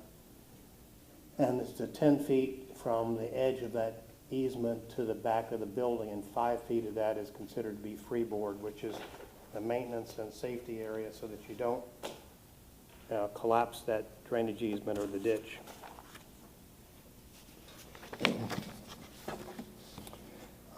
There was a question from one of the letters that we received regarding the placement of the sidewalks to ensure that cars didn't block the sidewalks. The City of Tampa Transportation Code requires you to have a minimum of 10 feet, and we're asking that that be reduced to 15 feet, and that at the time of permitting, we'll make sure that there's sufficient room for cars to park in the driveway and that they will not obstruct the sidewalk. The owner did not establish this. It was done previously in 2012. And it was established as a private easement. As I said, the city has no jurisdiction over private easements. We will comply with all other City of Tampa codes, including the drainage technical standards as well as City of Tampa technical standards for transportation. We're adjacent to the single-family houses that I pointed out to you, and they will all have the same rights to that easement that they currently have. Those will not be abridged in any way unless all of those property owners agree to an amendment or adjustment to that document. This will move the houses, will move the proposed new construction further away from the drainage easement and away from the ditch, so it'll actually provide more separation from the houses to the east. It protects the easement and protects the access for maintenance in perpetuity, as I said, unless, for example, that easement is modified in some way through the normal permitting process. It is consistent with the Tampa Comprehensive Plan and the City of Tampa codes. It does not create an adverse condition for any of the adjacent properties. As a matter of fact, it protects them and ensures that they will have all of the rights that they currently have. It is unique and singular because I, in the entire time that I've been working on issues like this, I don't think I've ever seen a private easement like this that was this extensive and impacted these lots. They're 100 feet deep, and so you have 25 feet has been removed from any kind of construction or consideration, plus the 5 feet for the freeboard. So you have 30 feet that's been removed, and I think that it's appropriate and fair to request that the houses be able to be moved up to within 15 feet of the front. This does not create another condition that would be adverse to the neighborhood because this is the entire block. So you would have all of the houses set at the same basic distance from the front property line, and it would look and be uniform in every respect. It does not harm the rights of others because all of these houses would be each other's neighbors and they would all look and feel the same. As I said, the pre and the post condition will actually be an improvement as opposed to a detriment to any adjacent property.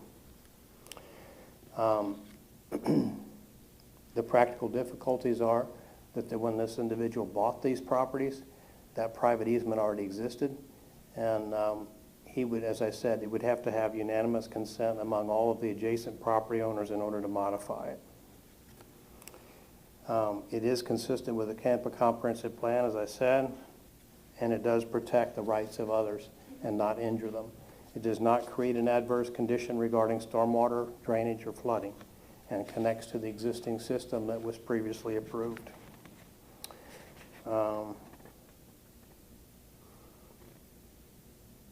It was not a self-created hardship, as I said, because when Mr. Levine bought these properties, that easement was already recorded and already existed. And it was already restrictive of not only his property, but the other 7 properties that are adjacent to him. Let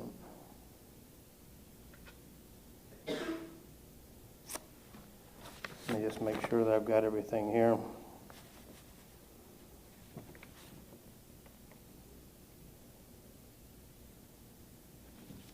I think that I've covered everything. Unless you have any questions, I'll be happy to rest my case. All right, well, you know the drill. If that concludes your presentation, I will open it up for any member of the public who wishes to speak on this application. Anyone? Sounds like a big no. So are there any members of the board who have questions? All right, I have a couple questions. So, can you tell us a little bit about the planned unit development and who proposed that? I don't have a lot of information about that, but I believe that Lennar Homes originally did this as a master plan community. Okay. And they were the ones that initiated the restrictive covenants as well as the setbacks for development. Okay, and Beyond that, I don't have any history regarding that. and your client purchased from Lennar? I'm not sure who they purchased from, but I know that my client did purchase the properties outright. Okay, do you know when the PUD was approved? No, I don't. Okay. The so- city staff might be able to tell you that. Okay, and I'll direct that question to city staff.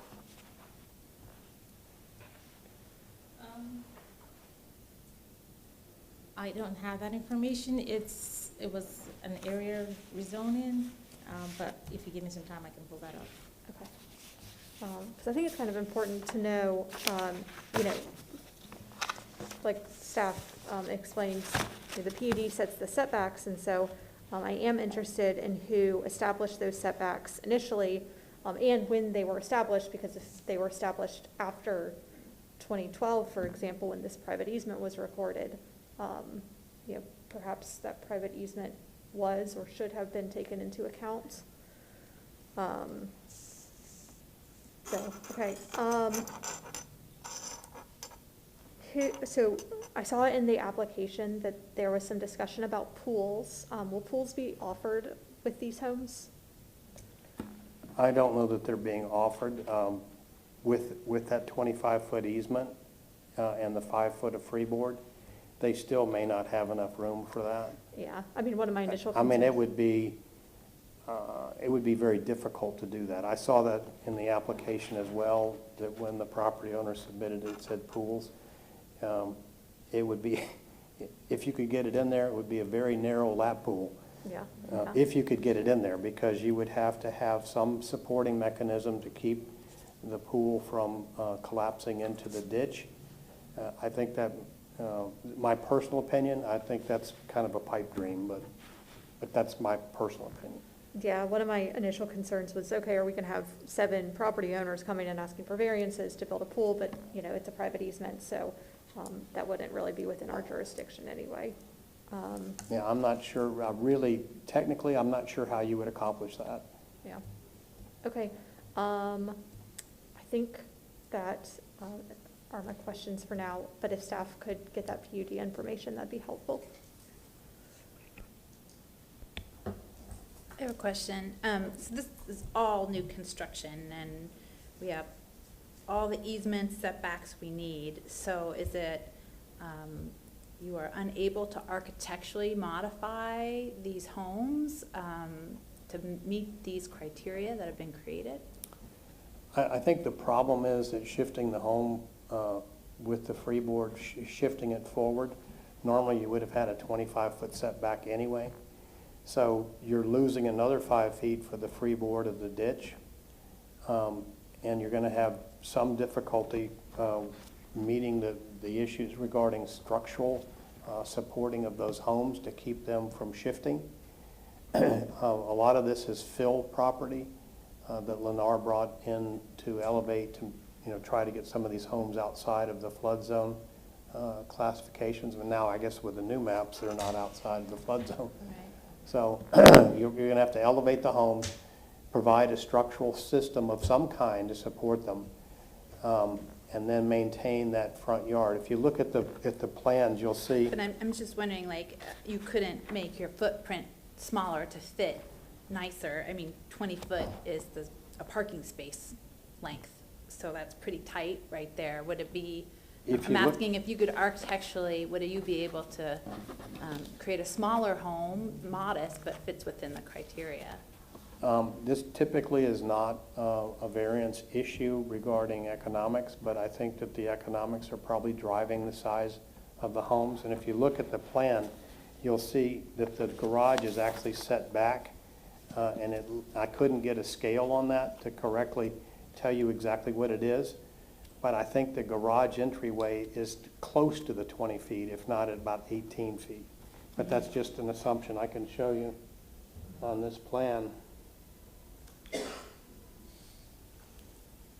Right, that's what I was looking at, and 20 You- foot is pretty tight. I The mean, front, especially if that's where if the you look, sidewalk is. if you look over here, this is the front where this is 15 feet, Mhm. and the garage area is set back. You see that little setback there?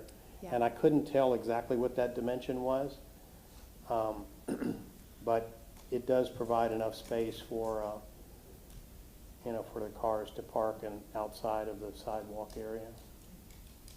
It's, considering the size of these lots and that you've lost a significant amount in the rear, it's requesting to go from 20 to 15 is pretty consistent with a minimal request. I mean, it's very close. You've got the 5-foot sidewalks that have to go in, and we've committed to making sure that the cars didn't encroach across the sidewalks. So I thought with that one offset there going into the garage, that helped to alleviate part of the intensity of the setback request. So the only part that's being requested that's out to the 15 feet is the additional living and entry area for each of the homes. Right, it seems minimal, so I wasn't sure, like, why couldn't you just architecturally, especially if this is duplicated, make it work? So, I just a don't question. know beyond Okay. what I've just offered you. Sure, yeah. Thank you.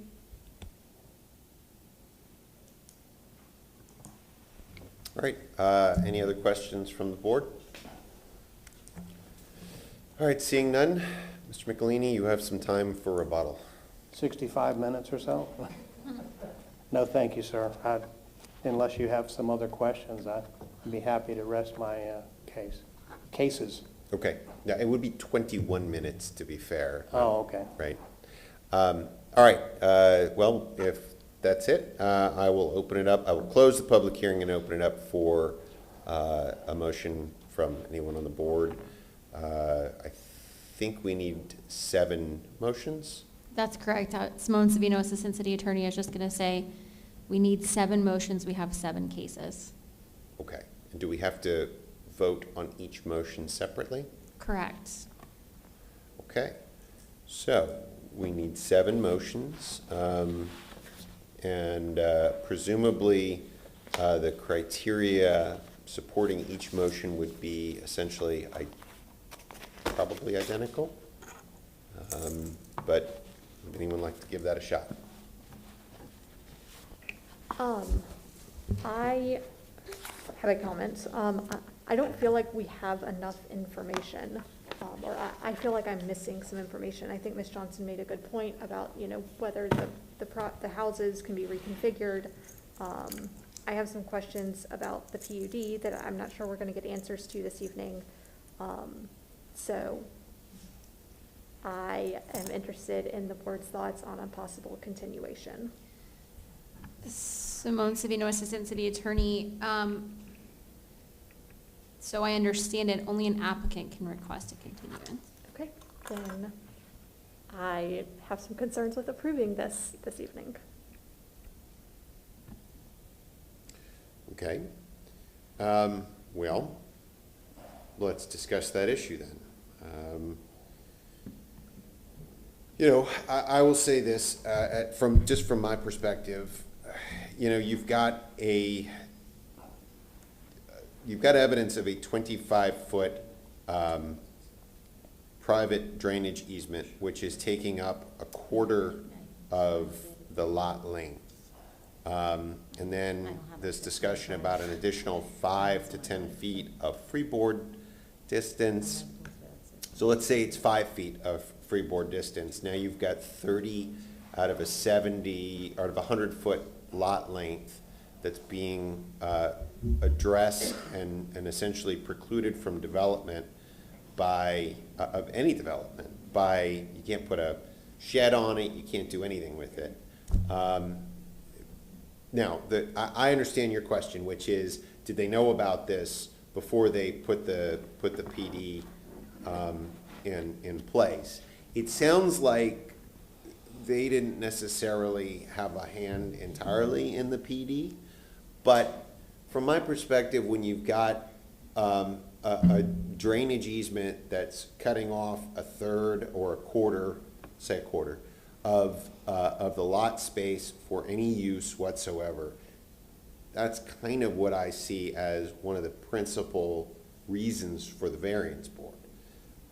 Is we say, well, is there something that's particularly impacting this property in a way that wouldn't impact another property that doesn't have this issue? You know, we sometimes see it with those little cutouts in the seawall. We see it on other types of instances. So to me, this looks like the kind of stuff that the variance board was designed to deal with. And so I'm okay with it in that perspective, regardless of whether it was a known or unknown issue, because ultimately they're going to have to deal with it one way or the other. So again, from my perspective, I'm okay with it as is. I understand the idea that, well, they're new construction, you know, how can they deal with it? But again, it's something that's taken up a quarter of their property, and they have absolutely no ability to use or build on that quarter of their property. So it seems like it's something to me that is a unique and singular hardship that the variance was designed to deal with. Jane Madu, Development and Group Management.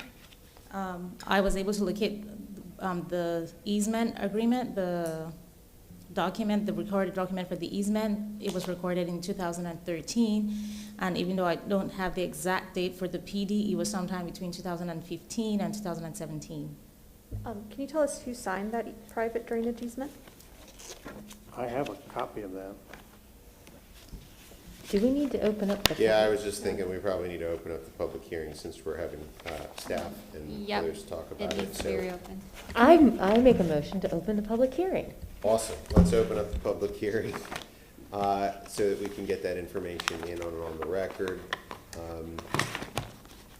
Simone Savino, Assistant City Attorney. I just wanted to provide the reminder that the packet that's before you and the information that's already been presented is considered what's relevant here. I understand you have questions and we're going to try and get them answered, but that's what the board should be basing it on. So I understand that you have some questions, but really technically hardship should have been established per what's before you. And so you have no obligation to force an issue. If you don't see that what's before you is not there, you have to base it on the competent substantial evidence that you can gather from what was presented, if that makes any sense. And that's a great point and a great reminder. I think, as I understood the issue, Ms. Decker's trying to evaluate whether this is a self-created hardship or not. Understood. And so I understood the concern was, is this something that whoever put this thing into motion caused themselves? So that's how I understood it. Well, I'll be happy to pass.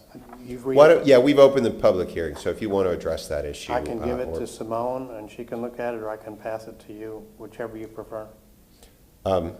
Yeah, just, But my is that owner's- something you wanted to look at, Ms. Decker?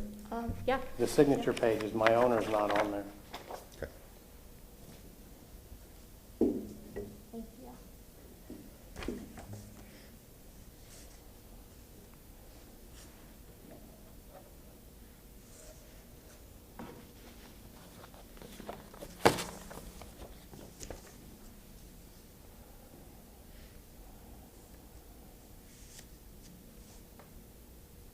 I mean, again, from, well, I guess I'll save it for discussion.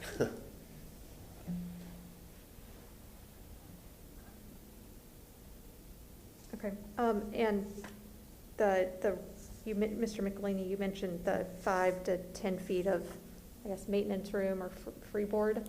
Yes, And that's just practically like what? that's a technical standard from the stormwater department, Okay. that you cannot build or come near the top of the bank of any stormwater conveyance facility. Okay, So it's there for safety to keep the ditch from collapsing. And that's a normal standard. It's a 5-foot minimum. okay. Usually they request more than that, but if they do, that'll be dealt with at permitting. Okay, but in theory, the ditch could be smaller than this 25 feet. This is just a 25-foot easement. And so depending on what the environmental resource permit or whatever says, it could, the actual like, You could not alter that without the consent of all 14 property owners, and would be the one on our side, which is Michael Levine, and then the other 7 on the other side, they would all have to unanimously concur. So this private easement, it benefits the owners who sit behind you? Yes, sir. Okay. Yeah, they all have access to that, and their properties drain into that ditch as well. So, I mean, you could not alter that ditch without an extensive permitting process and unanimous consent from all of the property owners. And That means you couldn't reduce it, and you couldn't put any structures on it. You couldn't even put a storage area on it. You can't put a deck on it. There's no building that would be allowed on that easement. Mr. McElhaney, you may have answered this when you gave your presentation, but you talked about the neighbors to the rear of these properties Yes, sir. that your applicant owns. You said that they're built right up to or close to the Well, property. I can show you the photographs. Well, and if you want to put those up, you're welcome to put those up. I guess my question is this: the easement benefits their property, burdens your property. They are not burdened similarly. In other words, their property is not reduced by a quarter of the length. That's correct. They're not burdened by any of it. Okay. Let me show you the aerial. but to be clear, a large portion of this easement is located in a vacated alley that I assume was vacated, and then your client's property was, your client acquired that vacated alley? Well, that would have, the vacated alley, I don't know if it was 10 feet or 15 feet, Okay. but that's where that drainage easement, that's where it lies. That would have reduced that platted lot to 75 feet in depth as opposed to the 100 feet. But you can see, they have structures. They have pools, they have a variety of other things right up, looks to me like right up to the property line. Within the normal setbacks. Right, they've got a Right. So this is a planned development, and planned developments have planned drainage strategies to make it all work. This is part of that drainage strategy to get it down to that bottom area that's these That's like, correct. kind of network. So, I mean, this has to be there, or else the community couldn't be Flats. built, I mean, you yeah, know? this- And even then, you see it's back to back with, impervious surfaces. So I won't know, I mean, this is singular to these lots, but it's, part of this planned development that's needed, so. Yeah, there's a very large system here, and as you see, there's a series of wetland ponds, and those all connect out to the bay. Those are mangroves that are in there. Right, so I kind of see these lots as being special, but yet you know about these setbacks, you know about the drainage, and I just feel like these houses just, we're talking about the front of the property, not really about the back that we're approving this variance for. And it's only looks like a few feet and a overhead front door. So why couldn't it all be built to code? It seems very simple to me. So I don't know. with this new site plan, I think it's great. You have 20 feet from the sidewalk to the garage. That'll just barely fit a car in there. But if you just maintain that frontage, then we wouldn't be here, right? Client's wishes, you know, Right. they're asking for some consideration and relief. You know, based upon the site constraints and the fact that this is a master system that you can't, and with all these private easements that you can't touch. Right. You Just can't- the nature of this. It would this law. seem to me that this would be one of those cases where, I mean, frequently you have those 50-50 calls where, you know, maybe somebody's, you know, could do it a little bit differently and maybe they couldn't. In my position, I think that you have a lot of evidence on the record that indicates that a minimal setback reduction from 20 to 15 would be appropriate. They've tried to work around that. I mean, they've adjusted the house, they've done some other things, and as I said, you can't really consider all of the economic conditions as a justification, but I'm sure that economics is deriving part of this in terms of size of home and those kinds of things. You're not likely to have any amenities in the rear. I mean, I don't know, I just don't know how you would get them. I know that the request says that they want to do something. I don't know how you fit them. No, and You're you're gonna right. have- These are set standards that have, you know, drainage implications. You just It can't, they would- have to be it would maintained. I mean, those involved in development stuff, development regulations, it would be an extraordinary effort to change this. But we're talking about the front. No, I understand, but I mean to change the rear Yeah. so that you, So that's really not, that's what I'm trying to say. It's not really an issue, right? So you may not be able to develop in the back because of where this is located, because it's draining. From a procedural standpoint, let's do this. We will have an opportunity to have discussion amongst the board. We have to close the I public. Right, almost did right. it myself Right, earlier. okay. So let's do this. Let's focus on questions. Sure. If there are any questions, then we'll give Mr. McLeany another Got it. opportunity to have his rebuttal. We'll close it up and then we can have our discussion amongst us. I Yeah, almost sounds did good, exactly the same sounds thing, good. too. Yep. Okay. And Simone Savino, Assistant City Attorney, the document that was handed to Ms. Decker, I just want to introduce that Oh. to the record, just because now it's been seen and yes, circled let's through the make sure board. that everybody gets So a everyone can chance to see it take and a ask look. questions, okay. Okay, so, Ms. Decker, did you have, before we go back on that, did you have any other questions now that you've looked at that document? Yes, sorry, one more question. So is it possible to shift the houses back 5 feet? Keeping in mind that I understand your client gave you the site plan and, you know. right. I think that the concern is providing enough room for a freeboard and the structural elements of the homes. The closer you get to that ditch, the more extensive the structural components have to be. And I don't know if you may recall, I presented a letter, not on this case, but on another case where they have a line of sight where they do an angle of a triangle for the exposure to other elements that need to be protected. And the 5 feet is a minimum of that, what that would be in terms of the freeboard and the structure and things like that. And they're going to have to do something back on that rear property line anyway to support the homes. Okay, thank you. So, I mean, I think we have some other complicating issues to develop this site. And again, this is speculation on my part, but I have a feeling that Lennar probably wanted to get rid of these because they looked down the road and saw the difficulties associated with developing these sites. Speculation.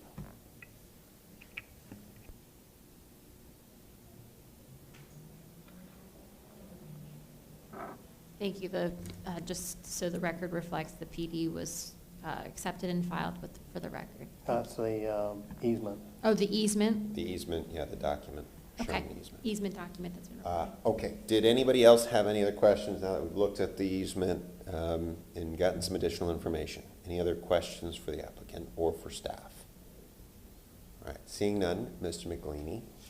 For good procedure, you have additional time for rebuttal should you need it. No, I'm fine unless you all have some additional questions. Oh, gosh, no, let's not do that. Okay, No, so, I've rested the case, and I have no further presentation to make on rebuttal. okay, thank you. Well, then now I will close the public hearing again, and now we can have our discussion and/or a motion. Eventually, we're going to have to make a motion, so just keep that in mind.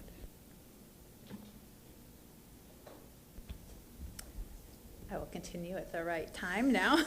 So, like I was saying, plan development, there's plan drainage, it has to be there. These are standards that are set.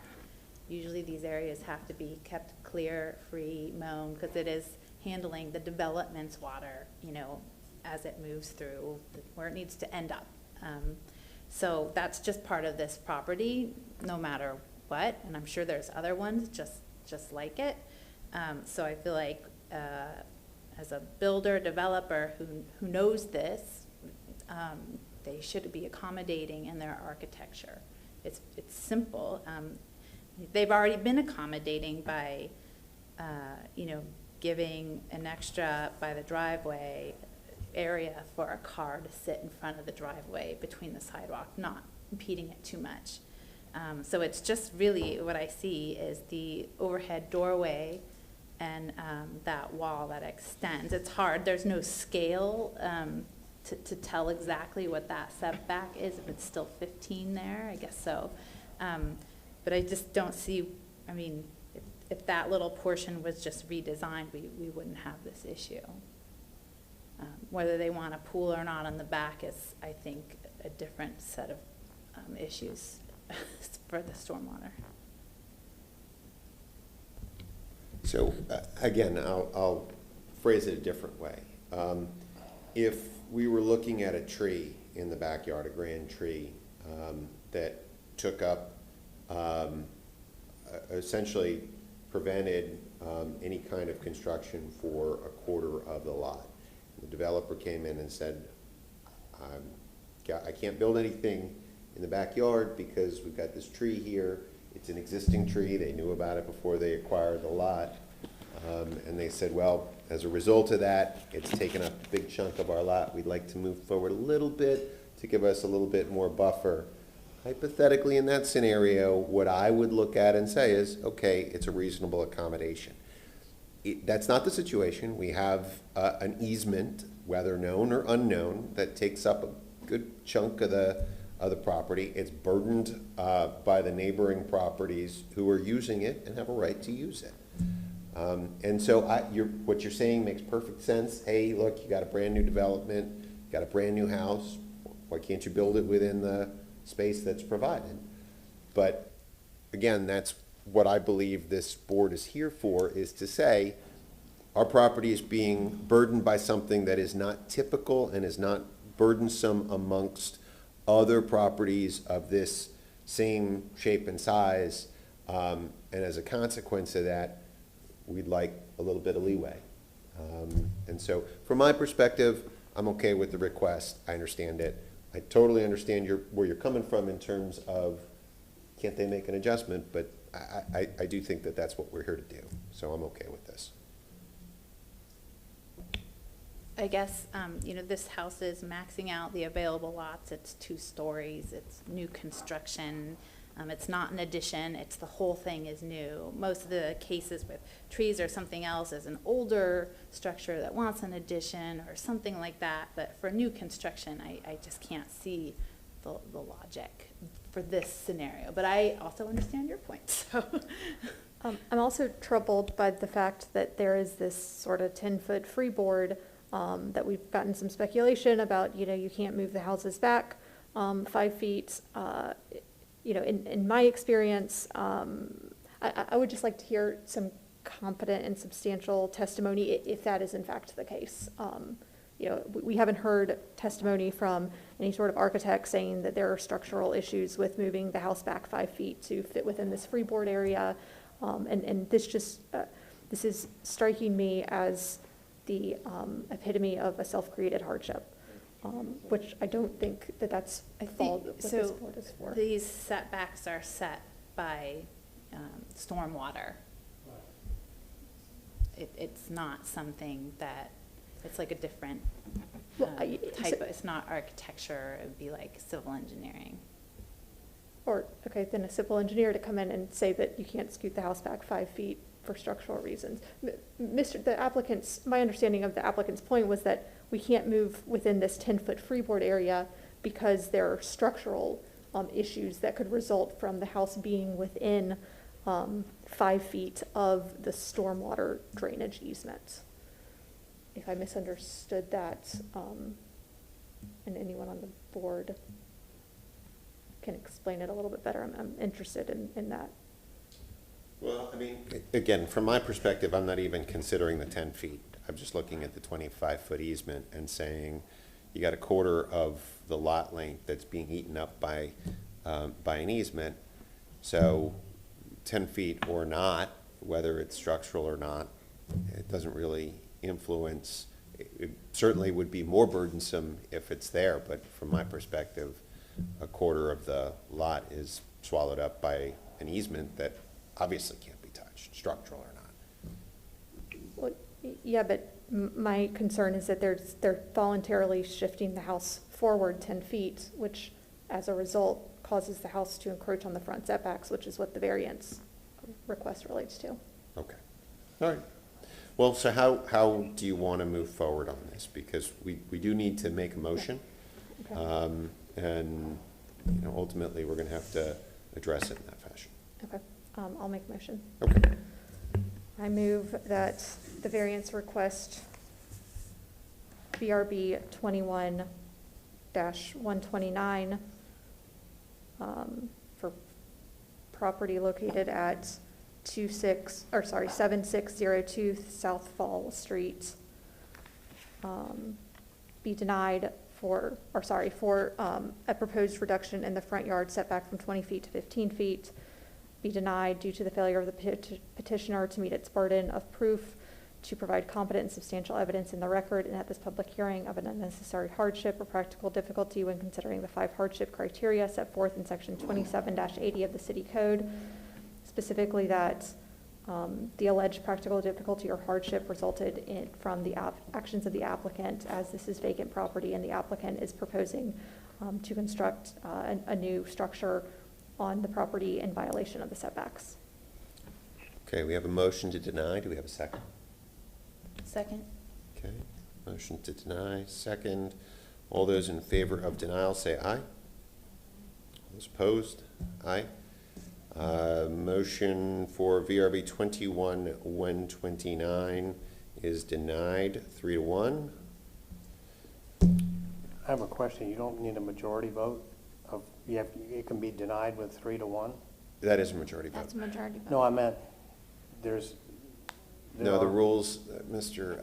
McElhaney, the rules, I don't know when legal can tell us when those rules adjusted, but the rules now are a majority of those present can Correct. approve or deny. That is correct. It has to be a majority vote. Simone Savino, Assistant City Attorney, for the record. Yeah. I wasn't aware of that rule change. Is it possible to reconsider this Well, for additional information? Well, the rule's going to stay the same. Yeah. No, I understand that, but I didn't realize that at the time they were voting, that it changed from having 4 votes versus. Well, but the denial would have been, there would have been a denial at 3 votes regardless. And after a vote is an inappropriate time to. Well, here's what we're going to do. We're going to have another motion in a moment. Would the applicant like to request no? Can't do that? You have to reopen the hearing. I was Yeah, going to no, say, no. we've closed the hearing. So Okay, we had them all open. We have closed the hearing for all of them. Okay. The majority vote rule has changed, Nothing. so I understand it not recently. Yes, So that is not new information. correct. I don't believe that should prohibit the board from moving forward. I would agree with your position. All right, so 1 down. That's fine. I do have one statement for what it's worth, for legal to consider. I think that I think that we're still missing information, so I would be open to a continuance. The board cannot request a continuance. Okay. But if they open the hearing, I could request it, right? The hearing has been closed. Yeah, and we've had a vote on one of these. Oh, but you have 6 other ones that still could be considered for reconsideration or continuance. I will ask legal how you want to deal with that. So Simone Savino, Assistant City Attorney, all of the items were open for ease and fluidity of the situation. They all had the same hardship criteria. It was open this way so that they could be presented cohesively to the board.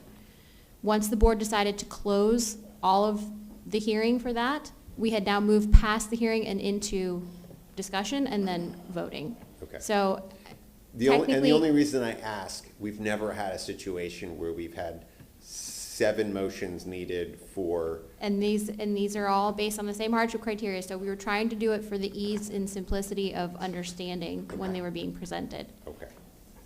Well, then let's do what we have to do to move forward, so, motion for. Is it possible to reopen the hearings and ask for continuance? I think legal has told us the answer to that is no.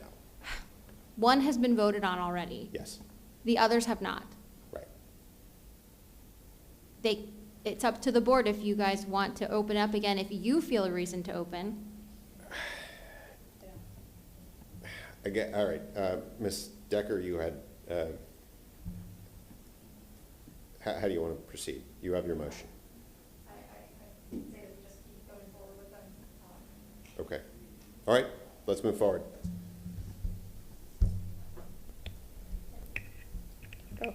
So, this will be, for the following case. I move that the variance request for case VRB 21-130 for the property located at 7604 South Fall Street for a reduction of the front yard setback from 20 feet to 15 feet to be denied due to the failure of the petitioner to meet the burden of proof to provide competent and substantial evidence in the record, and at this public hearing of an unnecessary hardship or practical difficulty when considering the 5 hardship criteria as set forth in section 2780 of the city code, specifically that it has been a self-created hardship. Okay, we have a motion by Ms. Johnson. Do we have a second? I'll second. All right, motion by Ms. Johnson, second by Ms. Hurtak. All those in favor of denial, say aye. All those opposed, nay. All right, next. I think it's probably my turn. Move that the variance request for case VRB 21-131 for the property located at 7606 South Fall Street for a reduction in the front yard setback from 20 feet to 15 feet be denied due to the failure of the petitioner to meet its burden of proof to provide competent and substantial evidence both in the record and at this public hearing of an unnecessary hardship or practical difficulty when considering the 5 hardship criteria as set forth in section 27-80 of the city code, specifically that this is a self-created hardship. Okay, we have a motion by Ms. Hurtak. Do we have a second? Second. Motion and a second. All those in favor of denial, say aye. All those opposed? Who would like, you're going to proceed? I move that the variance request for case VRB 21-132 for property located at 7608 South Fall Street be denied due to the failure of the petitioner to meet its burden of proof to provide competent and substantial evidence in the record and at this public hearing of an unnecessary hardship or practical difficulty when considering the 5 hardship criteria set forth in section 27-80 of the city code, specifically that the practical difficulties appear to be self-created. Okay, we have a motion. Who's seconding it? Second. All right, we have a motion and a second. All those in favor of denial, say aye. All those opposed, nay. Okay, I move for the variance request for VRB 21-133 for the property located at 7610 South Fall Street for a reduction of the front yard setback from 20 to 15 feet be denied due to the failure of the petitioner to meet its burden of proof to provide competent and substantial evidence in the record at this public hearing of an unnecessary hardship or practical difficulty when considering the 5 hardship criteria as set forth in section 2180 of the city code, specifically that a self-created hardship. Sorry. I'll second with an amendment that it's section 27-80 of the city code. Do you accept that amendment? I accept. All right. We have a motion and a second. All those in favor of denial, say aye. All right. All those opposed? Okay. Who's next? You got it. All right. Move that the variance request for case VRB 21-134 for property located at 7612 South Fall Street for a reduction in the front yard setback from 20 feet to 15 feet be denied due to the failure of the petitioner to meet its burden of proof to provide competent and substantial evidence in the record and at this public hearing of an unnecessary hardship or practical difficulty when considering the 5 hardship criteria as set forth in section 27-80 of the city code, specifically that this is a self-created hardship. Okay, we have a motion by Ms. Hurtak, Second. second by Ms. Decker. All those in favor of denial, say aye. All those opposed, nay. One more to go. Move that variance request VRB 21-135 for property located at 7614 South Fall Street for a reduction of the front yard setback from 20 feet to 15 feet be denied due to the failure of the petitioner to meet its burden of proof to provide competent and substantial evidence in the record and at this public hearing of an unnecessary hardship or practical difficulty when considering the 5 hardship criteria set forth in section 27-80 of the city code, specifically that this hardship appears to be self-created. Okay, we have a motion to deny by Ms. Decker, second by Second. Ms. Johnson. All those in favor of denial, say aye. All those opposed, nay. All right. Mr. Michelini, you've got a lot of motions that have been denied 3-1. You know your appeal right, and staff can address it if need be. Simone Savino, Assistant City Attorney. Before the hearing ends, I just wanted to address one thing. I believe some of those motions included language about self-created hardship, some didn't. I don't know if anyone wants to go back and correct and make sure they're all consistent, because all the hardship information presented was consistent. So I just wanted to put that out there, because I know the first 2, I think, were not mentioning that language. So I don't want to overcomplicate this, but I do want to remind the board of a level of consistency. Okay, I did not notice that. Are you sure it was, did you keep track of that? I'm not the official record keeper here, but from what Okay. my notes could tell me, I believe that there was some inconsistency between the language that was used for the first versus the rest, the first 2 versus the rest. I'm happy to make an amendment if Nope. that's possible. Okay. The hearing is still technically open. Yes. All right. Well, let's clarify to the extent necessary. All right, let's do it this way. Ms. Decker, you made a motion for VRB 2129 to deny. Was it your intent to include that the hardship was self-created? Yes, I accept All an right. amendment. Okay. Do we need to vote again on it then? Yes. Okay, all those in favor of denial with that amendment, say aye. All those opposed, nay.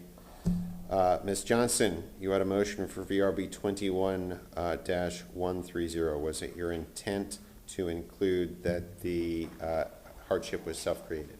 Yes. All right, with that amendment, let's vote. All those in favor of denial? Aye. All those in favor, all those opposed, nay. Just for clarity, VRB 21-131. Ms. Hurtak, you made an amendment, you made a motion to deny. Was it your intent to include that the denial was based upon self-created hardship? Yes. Okay, all those in favor of the denial, say aye. Those opposed? Ms. Decker, VRB 21-132, you made a motion to deny. Was it your intent to include that the denial included self-created hardship? Yes. All right, all those opposed, all those in favor of denial, say aye. All those opposed? Ms. Johnson, for VRB 21-133, you made a motion. Was it your intent that you include that the denial includes self-created hardship? Yes. All right. All those in favor of the denial, say aye. All those opposed, nay. Ms. Hurtak, for VRB 21-134, you made a motion to deny. Was it your intent that the denial include language about the self-created hardship? Correct, yes. Okay, all those in favor of denial, say aye. All those opposed, nay. Ms. Decker, we know you did that for 135, right? We know that for the last one? Correct, I believe it was mentioned on the last one. Okay, awesome. I think we're done. Okay. Thank you, board. Thank you. Have a good evening, everyone. What I like about her, she's mine, oh mine, she's so fine. Oh, baby, you so fine. Fine, pretty baby, let me love